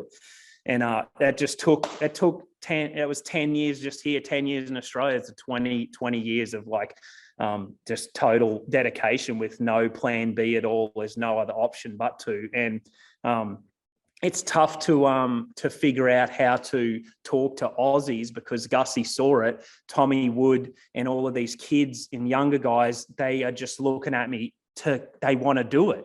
And I don't even know where to start. I'm like, whew, what do I tell them, And I want to encourage them. And I want to help Tommy, and I gave Tommy my email, my phone number. I can hook you up. And he said, what do I need to do? And I gave him my genuine thoughts. This is the mistakes that I made. This is what I think you need to do. And I gave him a really good, mapped out plan of just come and experience it. Put a 3-month window on something that's achievable and all these things. Because when I came in, I had a big chunk of money. I sold my truck. I sold my boat. I saved for a year. I sold every single thing that I owned, and I did fundraisers, and I put all this money into the account, and I flew here, and I had no contacts, no idea, no things what I'm doing. And I spent all that money flying back and forward, doing all these things that weren't advancing me. And so I learned the hard way.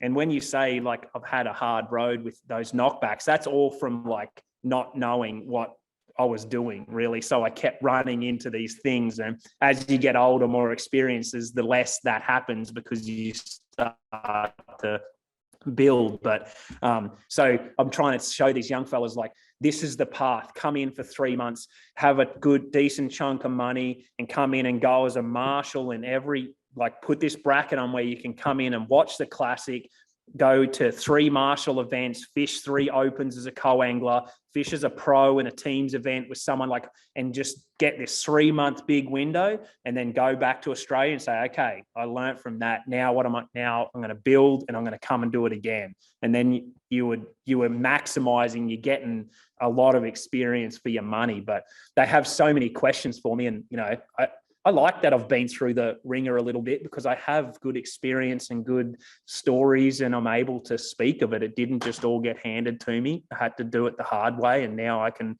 hopefully help someone, because of that. Yeah, I think that's the coolest thing that's happening. And I always talk on Bass Live about the international invasion or whatever, but and you look at it like there's more international anglers winning on the Elite Series now than there ever has been. And you got to include Takumi and, a lot of Asian anglers, 3 Canadian anglers, but it's also the Tommy Woods, the Jamie Bruces, the people that were inspired by you guys, you know what I mean? And that to me, like, you guys blazed a trail, you know what I mean? And Gussie, you didn't do it alone. Obviously there was other Canadian anglers, and the Johnson brothers, and but I just think it's realistic. What you guys have made realistic. It's not easy. It's going to be hell. And that's why you dudes cry when you win trophies. I always say that. I'm like, they're not crying now because they're so happy. They're crying because I finally shut that idiot up who sent me an email and told me I can't do it, or that guidance counselor, that school teacher, whoever that just said, that's the worst thing I think we teach kids nowadays is don't be a dreamer. If at any time in history you can be a dreamer, it's now, because the world is smaller than it's ever been because of social media. Yeah, absolutely. Hey, our first time crossing paths, Dave, and maybe it wasn't the very first time we met, but my very first time going up on stage to do a seminar was with you. You were in Winnipeg, Manitoba, close to where I live, at a boat show, and you came there for many years, and I got to go up on stage with you. I was probably like maybe 16, 17, 18, I don't know, somewhere in there. But I got to go up and do a seminar. There was a tank, so we each got to stand at one end, and I'll always remember that. And but we had a lot of good times there over the years, a few late nights.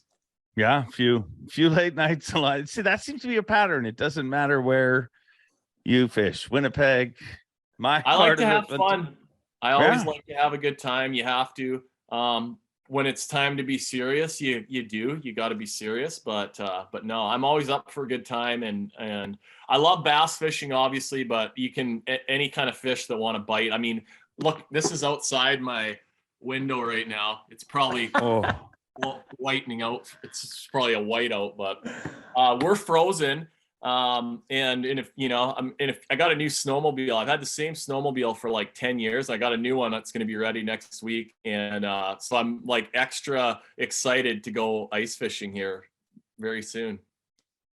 You're a sick man. I live in Canada, and I do not have that same addiction. But I mean, our lakes are just starting to freeze. That isn't it. Like I've often said that I wish we had like actual winter. Like we spend so much time in between, but you guys that let winter is actual winter. I mean, how thick does the ice get in your part of the world?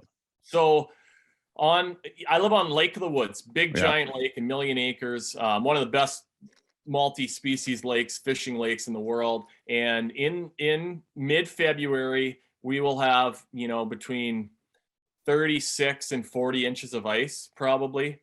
Like over 3 feet of ice. You could put the whole, city of Birmingham, Alabama on Lake of the Woods in the winter, and it wouldn't even, might slush up a little bit from all that weight. But no, the ice, we get real winter up here.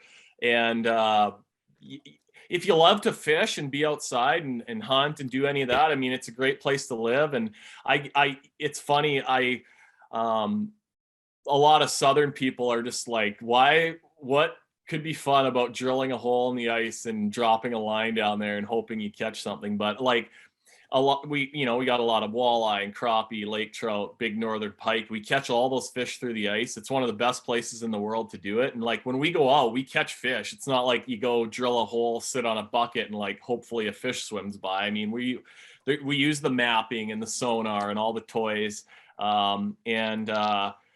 Yeah, I just love to be outside, and I don't live in a very convenient place to fish on the Elite Series. I mean, we had La Crosse, Wisconsin was 9 hours from home this year, and that's by far the closest like pro tournament that I've ever fished. I mean, everything is 20 to 30 hours for me to get to, but I love it. And again, I just like I feel pretty lucky every day, not to sound, lame or anything, but like I do consider myself lucky every day to get to do what I'm doing. But I love being out there. So I'm gonna ice fish a bunch over the next month and a half, and then by the end of January I'll be ready to head to Florida and get back after it in the boat. I'll be fresh and ready to come and take somebody's money. Are you is that the next trip? I mean, now that Carl's brought you to Australia, is Carl coming ice fishing? He's gotta. I mean, yeah. I've told Tim Price before that everybody on the Humminbird Pro staff should have to do a mandatory ice fishing trip, because we sell a lot of good ice fishing equipment. The flashers, now we got, you can use Mega Live and 360. They've got that set up to use on the ice. And I think that should be mandatory. Like all the Humminbird Pro staff should have to come and do an ice fishing trip up here. I've actually never done it, so I'm super excited to go ice fishing. I'm always like, I want to go with someone that knows what they're doing. So I trust Gussie enough that the ice is thick enough. We're not going to go through. And I want to go on a moose hunt and a wolf hunt and catch some things through the ice, and that'll be my Canadian experience. He's got to trade me. Then he's the guide this time. I guided him on the Barra. He can guide me onto that. Yeah. Oh, yeah. No. And you'll love it, because I always say that one thing that makes snow and ice enjoyable is the fact that you're leaving in a week. That's the difference. When you live in Canada, you're like, it's here and it's not leaving anytime soon. It's a long winter, but it is a unique, different way of fishing that I just feel I don't drink enough to ice fish. Maybe that's it, Gussie. Hey, I'm the best case scenario for me up here is by the end of April, I might be able to see the grass on my lawn in places where the sun's really hitting it and melting the snow. But yeah, our lakes don't usually open up till like early May. And that's again, like best case scenario. So this past year we had one of the worst winters ever. I think it was like middle of May before the ice went out even. Wow. So it's a short season, but the fishing's really good all the time up here. And yeah. Was it weird going from the summer straight to the winter, Gussie? Did you like get a shock? Was it like, oh yeah. So like Winnipeg is one of the coldest places on earth. Like at least where I live, we're Pet like name on the edge Winterpeg. Yeah, Winterpeg. We've got some hills and we've got a lot of trees, but where Winnipeg is, it's like the start of the Canadian prairies. So the wind always blows. It's flat. There's no trees. And every time I step off out of the airport there in the winter, it's just like, I do ask myself, why do you live here? And how could like my ancestors have come here? Like you could have went to Florida and like, this is where you came, but the summers are beautiful and, lots of good people. So like I said, I always have a good time. Yeah. I don't have a lot of rules in my life, Gussie, but one of them is I don't live where you need to plug your car in at night. And I do live in Canada, but we do not plug our cars in, but they do that in Winnipeg still, right? Absolutely. Yeah. If you buy a vehicle up here, there's a little plug-in sticking out the front of it to plug it in at night in the winter, or it might not start the next day. It's like a block heater that just keeps everything, fairly warm, so your engine will turn over in the morning when you got to go to work. That's wild. Carl, how jacked? You might need to use one of those one day. Who, me? Yeah. Why? I don't know, but maybe you will. You're laughing about it, but I mean, I just don't far from like the super cold weather either, bud. I know, but you keep me sane. That's why I'm glad for people like you, because I'm like, well, I mean, if I was the coldest, I'd be like, well, I'm the idiot. But I'm like, well, it's not like Gussie's. And hey, you're also a Hummingbird Pro staffer, so you might be included in the ice fishing adventure as well. I used to ice fish a lot, dude. Like I literally really used to ice fish a lot. And I think it's just like when ice fishing starts to get good here, like you can ice fish now, right? Yeah. Basically. Lake of the Woods is there's still some open water, I think. Like it's not the lake trout, the real deep stuff takes a long time to freeze, but there's a lot of the smaller lakes. My little lake out here has been frozen for a month probably already. So yeah, you can get out and ice fish already. Yeah. So when we can ice fish here, for the most part, like when you get safe ice, it's like the lake I live on, ice fishing season always opened at New Year's Eve, like at midnight. And it was rare that people would be out there. You know what I mean? For the last number of years, it's like a week or two after that. So basically it's like second week in January, first week in January. And then I'm like, well, in 2 weeks, I'm leaving for Florida. And I feel ice fishing is a lot more interesting when you don't have an option. So thank God bass has saved me from doing a lot of ice fishing. So what, like, you don't get asked a lot of questions. It's your podcast and everything, but like, what's the favorite part of your job that, like, I mean, you're traveling all over the place and being at all the events. Like, what's your favorite part of the job? Oh, it seems like a simple question, but it's really tough to answer because I mean, I love my job. I love being part of bass. I mean, just like you guys, I grew up dreaming of bass, you know what I mean? And at one time I wanted to be in the Classic, but I always, even when I was a little kid, I was like, man, it'd be cool to announce that. Like I was a weirdo growing up that like every time we went to like a theme park or anything, and the person, like even in a museum, like a boring museum, the dude who got up and gave the speech when I was a little kid, I was like, I want to be that dude. Like I want to be the guy that, does. So that's cool. The weirdest thing with me and bass is, early on, I realized I don't like the lifestyle that you guys have. Like, I just couldn't, I'm a homebody. I need to be home more than, you guys will go away for months at a time. And so in my early 20s, I was like, yeah, no, I'm going to focus on TV. And it went pretty decent. I have made a living out of it. But I go to the Classic like every year working for sponsors. And I'd be like, I'd sit and watch the weigh-in, and every year I'd be like, did I screw up? Like, should I have focused more on tournaments? Like, not that I think I could have dominated, but I figure I could have made a few classics and whatever, you know what I mean? And then just such a weird turn of events, I end up, getting my dream anyways, you know what I mean? So to me, it's my favorite part of the job is probably, it's not the job. It's the relationships. It's the hanging out. It's the moments that you get, on the road with different people. But I love to be part of it. I just love to, I don't know if there's a moment or a time, but it's funny because at the end of the year, we'll do a thing with our family where I'm like, what was the best moments of your year? Mm-hmm. And I've done that several times, and it's almost never announcing somebody winning. It's never that, you know what I mean? But I love that part of it. I love that have got it, but it's just listening to Overstreet tell you a funny story about being a hillbilly in Arkansas. Right?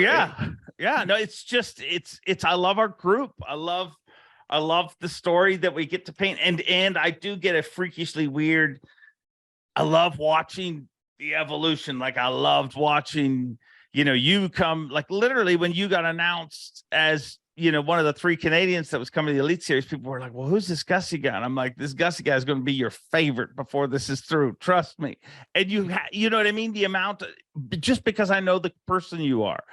And I love the fact that like to see people go I every week at the Classic, when I arrive, I sit and stare at that room, and it's weird because it's almost never the person you pick too.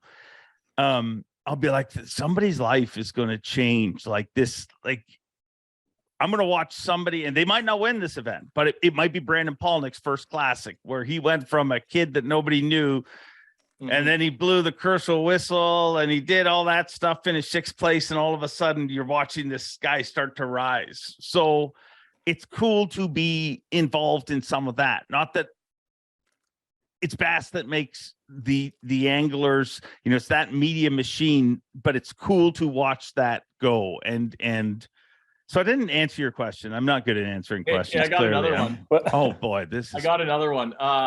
So Larry Nixon's one of my favorite all-time pro anglers and is of a lot of people. And like, I've got to know him a little bit. He'll throw an F-bomb around and like fits in with everybody. Awesome guy. Have you been practicing how you're going to announce his come up on stage for the first elite event? No, I haven't practiced it, but I have. I don't sit around practicing, dude. Like I don't like. You actually don't? Canadians? No, I don't. I mean, years ago I probably did when I was a kid, but what true story? Listen, this is my insanity that is going to be leaked out here right now. There's only one other individual on earth that knows this. So years ago, when I was trying to MC some events in the States, and I'd done a bunch in Canada, and I was trying to kind of break through the States. Well, there was a rumor that I was going to go and do this event in Alabama. And I had talked to some people, and I thought I was going to do this. So literally, like, I was all jacked, and I was literally driving. I can't believe I'm telling this freaking story. I don't think I've told my wife this story or anything. So we're all nuts, all of us, just so you know. If you don't think you're nuts, you are. Yeah. Everybody listening to this, every one of us is nuts. We just act normal in front of people. But I'm a little more nuts. So I think I'm going and Swindle's in this tournament. I've got like a list of a bunch of anglers that are in this tournament, and I'm going to be going and MC in this tournament. And I don't even have the job yet, but that's how excited I am. So for whatever reason, I'm driving, and I'm like introducing Gerald Swindle and introducing all these people. Like, I'm going through, and I went on for 30 minutes. Like, dude, just like I don't know why. Driving? What's that? Like while you were in the car driving? Yeah, just all by myself in the car driving. And then after 30 minutes of me introducing all these people, I looked down and realized that somebody has been on this call the whole time. So Darren Jacko, who is in the Canadian fishing industry, got a full glimpse of just how insane I am. But I mean, I don't practice anymore, but I did practice. And that's probably why I don't practice, because one time I did try to practice. It backfired on me, but it was like the most, you're like, what? You know that moment when you look and you're like when you look at your phone and you pocket dial someone, always everybody's like, oh, what did I say? Well, I knew exactly what I said. I said all sorts of crap about all sorts of pros and all sorts of stuff. And it was one of the most, and you're like, well, do I hang up or do it? I didn't hang up. I just, and his exact words, I remember, you are effing out of your mind. I'm like, well, dude, awesome. What kind of friend wouldn't hang up? Oh, that's awesome. So, yeah, that was the last time I practiced. I can't believe I just told that story, Gus. I don't even think I've told Sarah that story, to be honest. Like, because it was just one of those moments that is better left in the past. But that's what, mate, that's the things that people don't see, all the behind the scenes, like just even knowing that you said you were watching those people as a kid. It just makes sense then, because you're like, how did you end up with that job? But like, that's not by coincidence, it's not by anything. Like that's what you inspired, wanted to be, and went after it and did things like that in the car later on, which like in turn makes you the best MC there has been. And that's it from our point of view. Bassmaster does an unbelievable job, and it's all of us all together. It's a accumulation of everyone. But like a lot of our dream is to have you announce a lot of the opens guys coming up. It's like to one day hear you say our names, say all of the stats behind us. And that's a part of the dream, like how important your job is you make us feel like superstars. Without that, I remember when you first took over the job, who was the guy right before you? Keith Allen. Like his voice and the way he did it, he'd done it for so long that I just spoke about this morning. When you first, I was like sick, like it's changed. Like how could it ever change? Like you knew that his name, like he was going to be the one, how he presented it, how he called. And the way that you just like came in and took it over, and instantly everyone was like, holy cow, this is like, and then it wasn't long until it was like, this is how it's always been, and you couldn't see it being any different. And the way you rattle off everyone's stats, and you honestly are just such a huge part for our sponsors, for us, our family, the people watching. You make us all feel like superstars, and keeping that energy and what you're doing. And what you did for Fear My Heart, I try and tell all the lead anglers, like, tell Dave what you want to do, because you came up with Wallabeast, which was awesome. Wallabeast.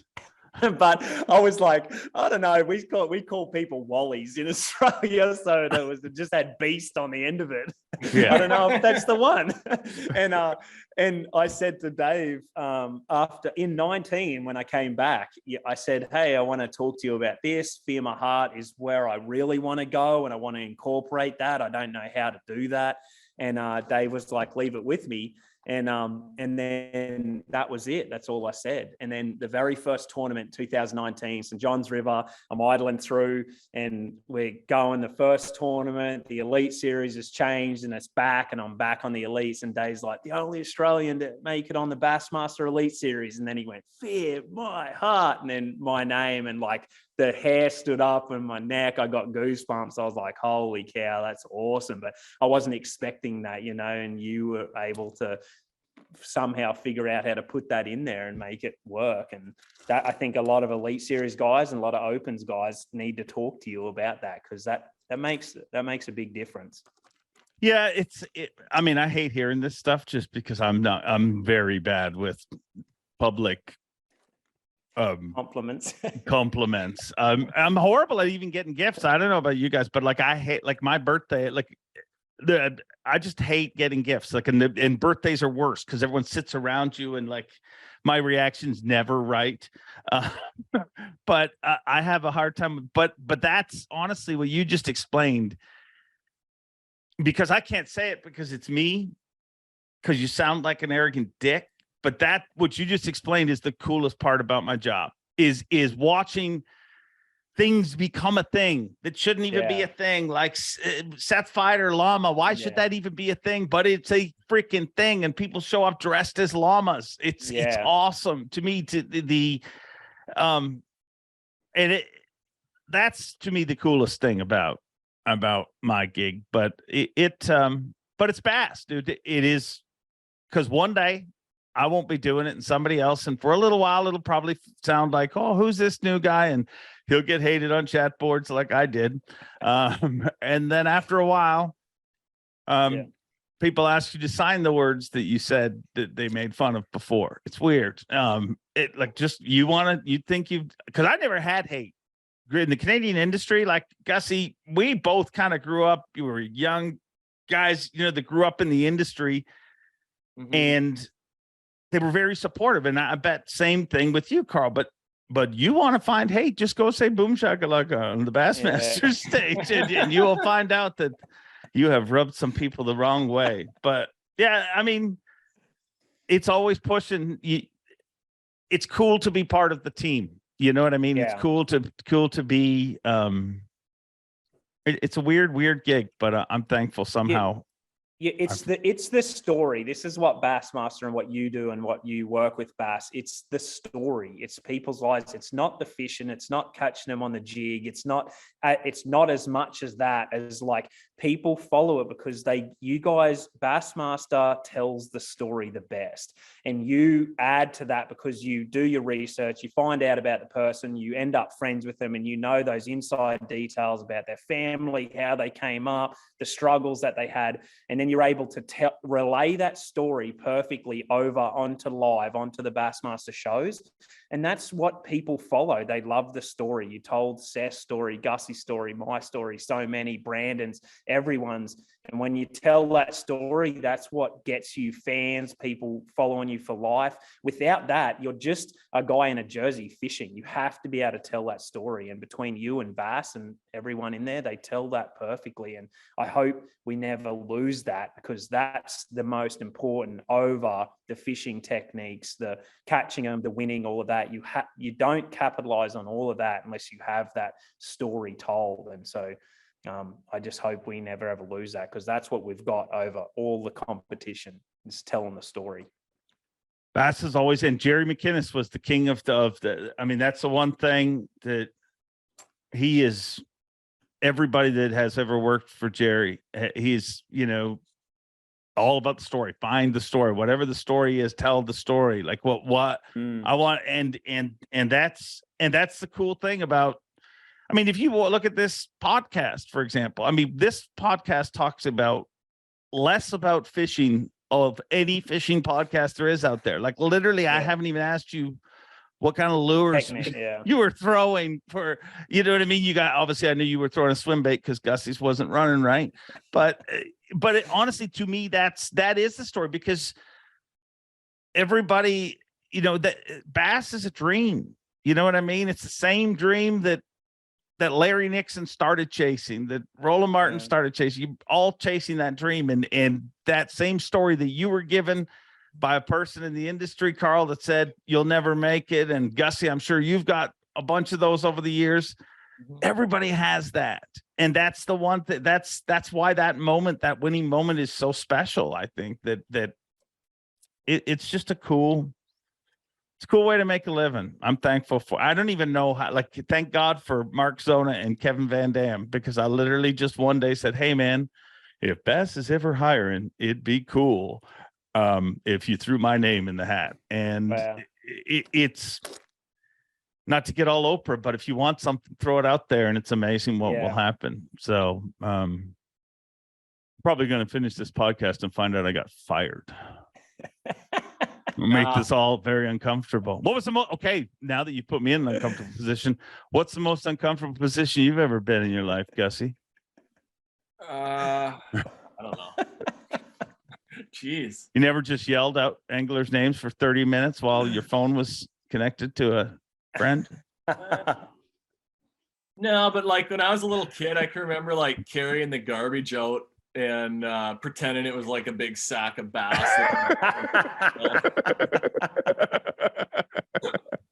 What about you, Carl? What's your most embarrassing? Oh, I don't know. I've definitely had some just wanting to fish in Australia was enough. I was the awkward weird kid that fished all the time. But yeah, I'd have to have a think. Embarrassing moment. I don't know. There's been plenty, I'm sure. But you grow up pretty hardcore in Australia. I wish, like Gussie kind of knows, like there's no serious conversations. You have to have a thick skin in Australia. Like my best friends say the worst things to me possible. Like that's what we do. Like it's funny. Like when they're friends, like when people say hurtful stuff that you don't know or whatever that are doing stuff, it's different. When you've got true friends around you and you're just ripping into each other, like the most hurtful stuff you could say, like that's what Aussies sort of do. And Canadians are kind of the same, I've seen. And, it's a lot, American anglers do it too, but nowhere near, like it's harder to find, where Aussies and Canadians tend to just talk so much crap. It's just, that's what makes it funny. It's like giving it to each other all the time. It's not many serious conversations. So getting embarrassed was pretty tough to do in Australia. A lot of chirping goes on.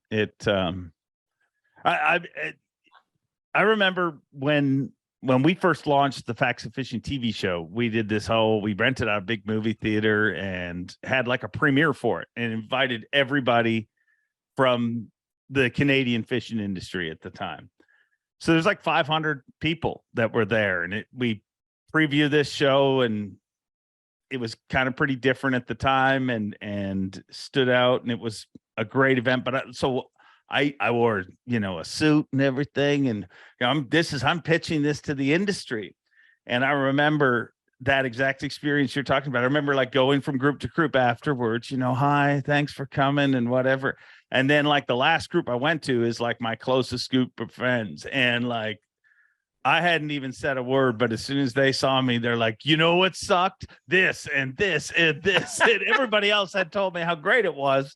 But then, you're home when your buddies tell you how much you suck. So a few of my real good mates that I've been friends with for years and fish with, Steve Morgan and Timmy Morgan, his brother, he was fishing as a team. Like, I mean, it's just a full on, they just give it to you. And like, they don't forget, they know every tournament result, everything that happened, every time they beat you. And so once I knew we're all going to be in a group and we're going to be together, I'm thinking of stuff already. And so I had in my back pocket, all I had was that before I won an Elite Series event or after? And so no matter what Tim said or I had to have all of these things in my back pocket. So when they brought something up, I'd say, is that before the Elite Series win or after? And they just hated it. So I had to have those.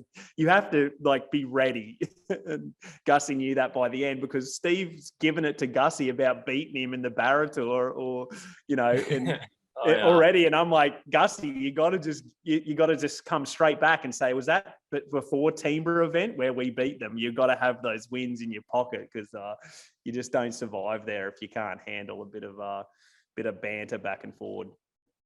A little trash talking. All right, trash talk each other for the Classic. Which one of you is going to win? Well, Carl's not allowed to fish in the canal between the two lakes, so he might be half right off the hop.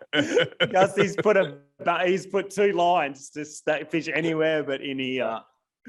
If any of the competitors are in there, then they're gonna hear about it from me. How many you think will be in there in pre-fish? A lot. I think they've all been caught out of there by now, so they're probably wasting their time if they go in there. I'm going to check it. I'm going to go and spend a week or 2 here in the next before the cutoff, and be interested to see how many boats I see drifting through there. Probably a few.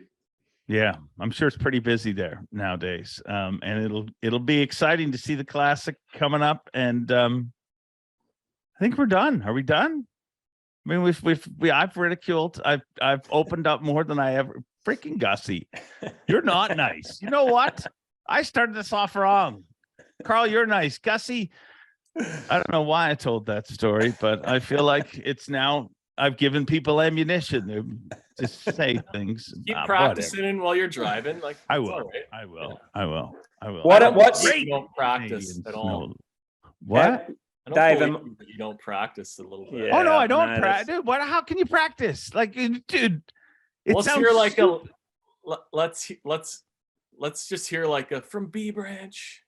That's the only thing I know because when I had him on the podcast, I'm like, he lives in like Lincoln, which is, he said, like literally the same town. It's like the other side of the street is B Branch. And I'm like, I want to introduce you as B Branch. And he's like, well, you can do whatever you want. So I mean, I'll be giving the general the B Branch, but I mean, I haven't practiced it. Why do you want me to? It sounds weird anywhere, but I think it sounds horrible on stage, to be honest.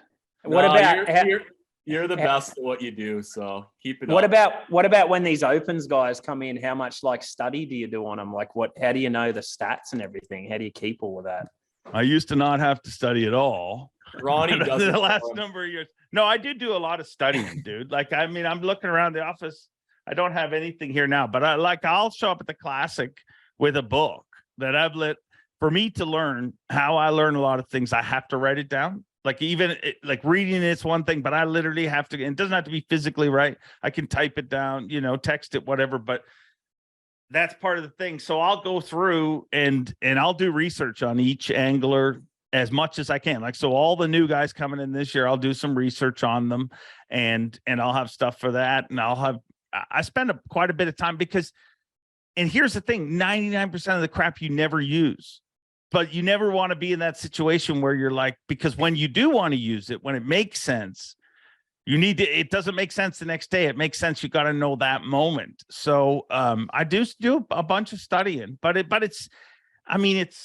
to websites and read stuff and, have conversations with fishermen. It's not like, it's not hard. I mean, it's amazing how committed I am to studying this crap. But if I'd have been that committed to studying other crap, school would have been a lot easier for me. But I mean, you want to know about them. You know what I mean? I want to know like your history and where you came from and that sort of thing. So, I mean, I spend a bunch of time. I spend before the season, I'll probably lock down for like a week, and I say pre-fishing, but like I take a lot of notes on anglers. Like I'll find things or hear things, and I'll just put them down, and then I'll take a week where I'm like kind of locked in on that's all I'm focused on going into the Elite Series. And then I'll do that again going into the Classic. I'll spend a bunch of time and the only guy who's got more notes than me is Tommy Sanders. Every year at the Classic, I'll come in with my little do a tang put together, and Tommy's so good at his job. I mean, it's incredible how good he is, but he keeps more notes than me, but he's to talk a lot more than me. What's just one last thing before we go, little conversation, like where do you think bass fishing's at with everything? And like, from your perspective, what do you think we can do as anglers, or where do you see, what can we improve? Where do you see bass fishing right now? Do you think it's in a good stage, growing stage? Do you think we can get better at stuff? Like, it'd be cool to sort of hear, because I know you want to see it grow. I want to see it grow. I watch UFC, you do, and I see the way other sports do stuff, and I'm like, how can we make it better? What can we do? I think that first of all, I think that one of the biggest problems in bass fishing is that it's never happy. Yeah. We spend way too much time talking about how to get it bigger and don't spend enough time looking on how big it is. Yeah. And I remember a conversation I had with Mike Otten, who used to fish the Bassmaster top 150 at the time and produced classic patterns, a good friend years ago. I remember leaving the 2006 Bassmaster Classic, and we're in like this shuttle bus leaving the Classic, and we're heading back to the hotel where we're staying. And he turns to me, he's like, "You ever think it's pretty good?" And I'm like, "What do you mean?" He's like, "Do you ever think that like the bass fishing world should just be like, we fill up an arena? Like, I get it. We don't charge tickets and stuff like that. There's negatives you can poke up, but there's an arena full of people. People line up hours before to get in this arena and watch grown men in fancy shirts hold up fish and freak out and scream. And every one of those people in those seats understands and loves what we love. They get it. That's why you see people crying when somebody wins the Classic, and not just the anglers. Like, one of the coolest things I get to see every year is when Christy won the Classic, I'm looking at the crowd and the amount of people that are crying because it's their dream too. You know what I mean? So before I go into like what I think could be better, I think sometimes we need to focus on it being pretty good, because you know what? Yeah. Who doesn't give a crap about growing the sport? Most of the listeners to this podcast, they just want to hear about the behind the scenes and stuff like that. They most of the listeners to every podcast, they're listening for whatever reason, whether it's be educated on baits and different things, but they want to get some info, and it doesn't need to be turned into a union situation where we, the truckers, or you know what I mean? It just, so that's the first thing that I think that we all should be happy with. And then the next thing is, and I've said it for years, is I think we got to be more real. I think bass fishing has had this persona of everybody's nice, everybody gets along, and in any sport, me and you are a prime example. Like you said, we're big MMA fans. We watch you. There's very few UFC pay-per-views that me and Carl don't text the whole way through it. Yeah. You know, and it's always like, he's like, I'm picking this guy and I'm picking this guy. But there's none of that in fishing. You know what I mean? So I feel like, and I think it's getting there. I think because of social media and things like that, it's getting more there because of live. You're seeing the realness. Like nobody can be fake. Like, and, but I think that the more real it can get, the better it gets, and the more it continues to grow. I don't think it's a great thing that our sport is fractured the way it is. I don't think long term that works out for any sport. I feel like we're kind of just back to where it was. Like at one time there was the FLW Tour and there was the Bassmaster Elite Series, and everybody used to say, man, if this guy and this guy and this guy would come over, it would truly be. And they came, and then, you know what I mean? Like the Elite Series may have been part of its own demise because it became so hard for everybody to get paid. Because when you look at the list, like who doesn't get paid, not who wins, but who's not going to catch them this week. It's pretty tough to pick anyone. So I don't think it's great that the sport's fractured, but I also look at how quick everything's filling up. There's so many anglers. Like it's overrun it. Like the best thing that's happened in this sport is college fishing, you know? So I think the sport's in a good spot. I just think what the UFC angler, the UFC, not anglers, competitors still complain that they don't get paid enough. Yeah. And we look at them and we're like, man, they got some good stuff going on over there. Yeah. Ultimately, there's too many anglers. And when it comes to the end of it, I mean, everything in life is like real estate. You're worth what the comp, you know, the market. If there's one of your type of house available, it's going to be worth more than if there's 100 of them. And in fishing right now, there's a lot of different circuits. There's a lot of people trying to make a living from fishing. So I think it's got a good future, but I think it's never going to be easy because you're doing something that everybody wants to do. Yeah. You know what I mean? Like it's where do you guys think the sport is? This is going to be the longest podcast ever, but who cares? I mean, if you're tired of this, put it on pause, go to bed, come back tomorrow. We'll still be talking. I think I'm officially on the longest one I've ever done here, Dave. But, me too. Trust me. I have needed to pee for the last 45 minutes, but that's fine. That's fine. No, I think we're in a pretty good place. We had a meeting at our last event of the season in La Crosse. All the anglers with worst time of year to have a meeting with anglers, by the way. Yeah, maybe at the end of the season. I was surprised at like how whiny and crybaby a few of the anglers were about stuff. Like we all want to get paid more. Everyone does in any job that you do. But for me, I mean, it's like, where else are you going to go? And you're kind of at the top.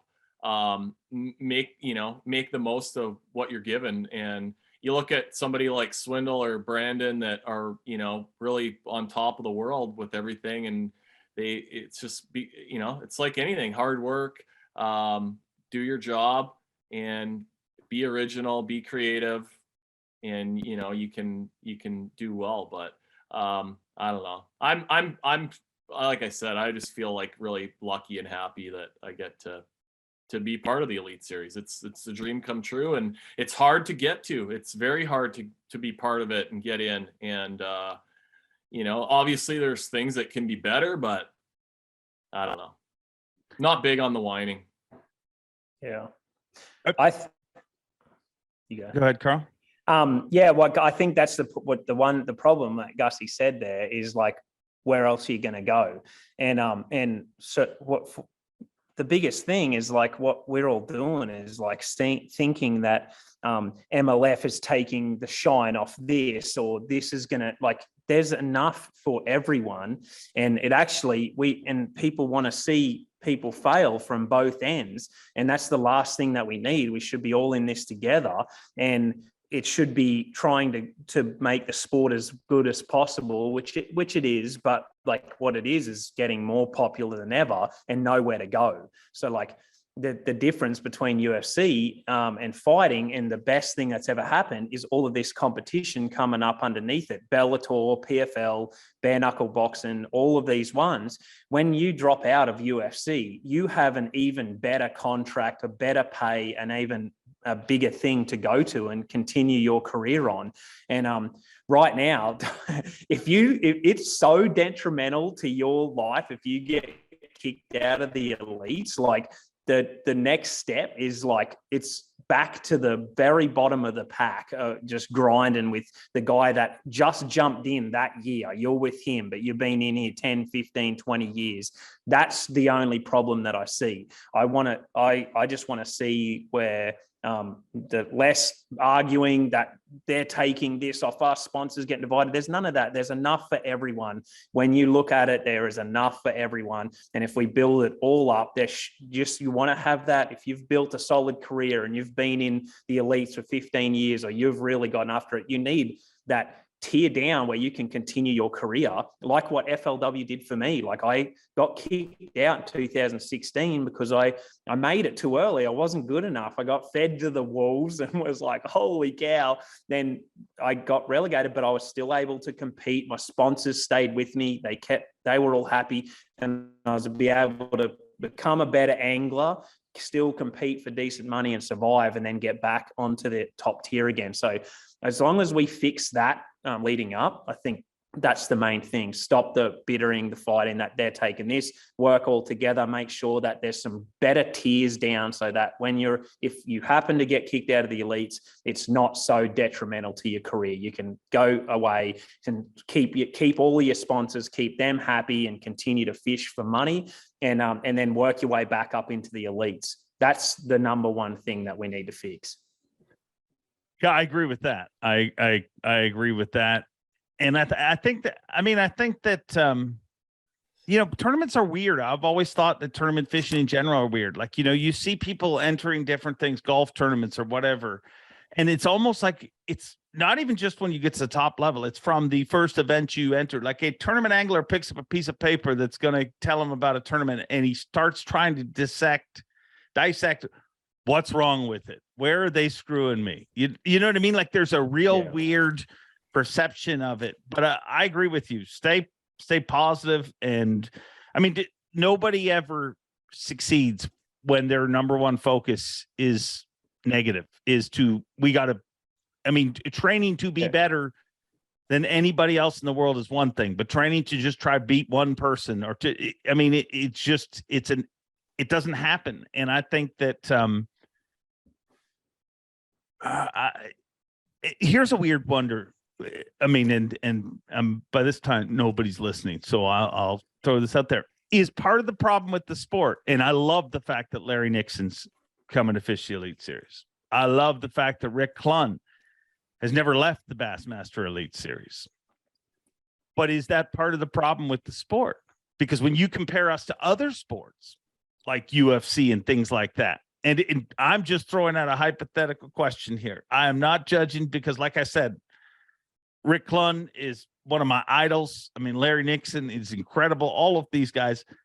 But there's no shutoff button in tournament fishing, where in other sports, like in the UFC, in the time you've been a fan, there has been champions that have had dominant reigns and are no longer even part of the picture because their lifespan is so short. So you're able to funnel in and out, where in this, because you don't make that much money, I mean, I'd say most people are probably making more money than they thought they'd make at a regular job, when they get to the top, but it's a job still. So you need to stick around a long time. Is that part of the problem with it? I don't know. And I think everybody wants the Bass changing to 9 events to qualify, and how much that got roasted by the public. And that was literally to stop things happening like what happened to you in 2016. Yeah. People were coming and you were destroying careers because They were qualifying too early. At 9 events, you're tested. At 9 events, you're tested both financially, mentally, geographically, all that stuff. And the public roasted Bass for it. The other thing that Bass tried to do was cut the field down to 90 anglers. And that was also 100% for the anglers. Like, I mean, if I have to introduce another 10 guys, that doesn't, this is exhausting. I need to get out of here. It's not. That's for the anglers, but the anglers pushed back on that and didn't want that. So it's kind of a double-edged sword, really, when you look at it. Like, how does it? I think it's pretty good where it's at, but I think you're going to have to work your ass off your entire career. And if you're coming here thinking that it's happily ever after, there's no such thing. Yeah. And there's no such thing in my line of work either. In anybody. Like, if I show up this year and don't put any effort in or whatever, what happens to what I'm doing? You know, it's the same with every job. Yeah, when you look at it, really, we are working to slowly make it better and continue to grow it. But at the end of the day, like, it's no different. And no matter what you're in, you're going to have to put 100% into it every single day and work your butt off. And especially to do something like as big as trying to be a professional angler or the top tier of any sport, it's going to take your entire life of dedication and passion and effort to even, get there. And so we complain about it, but if you make it too easy, then it's easy to get taken over too. Like, I like the fact that it is difficult, and I want it to be difficult. I don't want it to be easy for an Aussie to come up and they're just like, oh, the next Australian that does okay, he's in the elite series. Like, imagine, and I'd be like, what? I had to go through all, that's how a lot of people say, like, okay, it's going to be hard. It's going to be difficult. It's just, fishermen do complain a lot. And a lot of it is because of the double-edged sword that you just spoke about. Is there's guys making millions of dollars in fishing right now. And there's guys that are going into horrendous debt and losing their homes and families trying to chase a dream that might never happen. So that just the spread of diversity in anglers is probably in any sport, but it's very big in the fishing, where it's like there's the little tier at the top, and then the opposite end is a harsh reality that a lot of guys are going to go through. And there's going to be 100 guys or more that are going to go through it next year when they fish 9 opens all across the country and don't make any money. They're going to see what it's going to be like, and that's what it's like for us. But the entry fee's $5,000, not 1,600 or 1,800. So that puts it's going to give them a taste of whether they want a piece of this or not. And if you don't, the one thing I tell the Aussies or any kid in America that asks me, if this has to be the only thing you ever want to do, it can't look pretty. It can't be like nice. It has to be like, I can't live without being a bass fisherman or fishing. It has to be the be all end all of your life. You're only happy if that's what you're doing. And then you might have a slight chance of making it.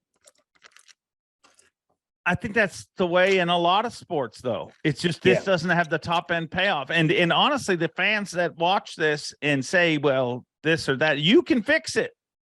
Watch everything bass. Do you realize why hockey players get paid a lot? Because a lot of people watch. Football players get paid more because a lot more people watch. Golfers, which we get compared to all the time. The ratings that a bass tournament gets, the biggest bass tournament, I don't care what, the Bassmaster Classic doesn't compare to anything, doesn't compare to the Tuesday interviews at the Masters before the event even started. Like, it's ultimately controlled on that end of things. You know what I mean? Like, it's not, it's to me, it's just so weird that it's not going to be easy, but none of those are. Like, they just seem easy because they have a higher payoff. Gussie, how many great hockey players did you grow up with that honestly were better than dudes that made it? But when they were 16, they weren't quite as focused. And when they were 17, they got a girlfriend or they whatever, you know what I mean? And they lost that moment of focus, and they were better than them at one time. But everything in life is about work at the end of the day. Like, how hard are you willing to work? And those stories, we fantasize them, I think, because they get paid so much. You know what I mean? Well, so-and-so, well, that's worth it then. But no, at the end of those, you end up on your ass not welcome in the dressing room. You know what I mean? Like every retired hockey player will tell you, it doesn't matter what the sport is. Every person will tell you it sucks at the end. You know what I mean? It's a tough, and the whole way through, you're worried about your job. It's only the very, very few in any sport that get to walk away. And I think that in MMA, how often have you heard a champion lose and say, I'm okay to lose? Because all of a sudden, for the first time after defending that title and being the hunted, having everybody chase you, there's a pressure that comes with that, where you can, like, a buddy of mine retired from UFC after fighting for the title. And literally that's why he said, I know I could fight for the title again, but he said, I'm not willing to put my family through that. I'm not willing to do what it takes to get what it took to get me there. And it's tough. It's a lot of hard work, but I also think that, like, way too many podcasts spend way too much time talking about what's wrong with fishing, and there's nothing freaking wrong with it. There's more people fishing today than there have ever fished.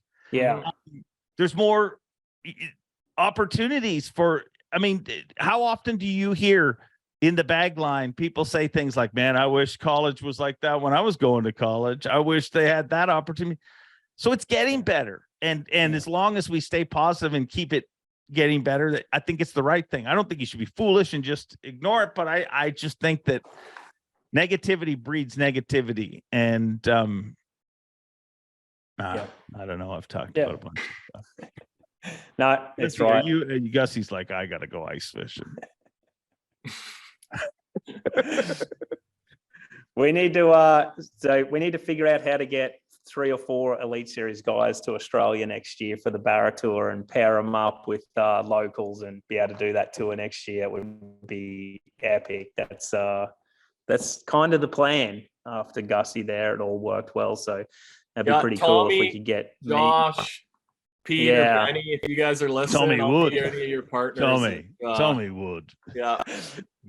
There you go, Tommy. There's some inspiration for you. Mercer on the stage saying Tommy Wood with something in between there. I don't know what it will be. He'll figure it out. It's a great handle. I mean, I just think Tommy Wood is a. You can work a lot to work with it a lot. A lot to work with there.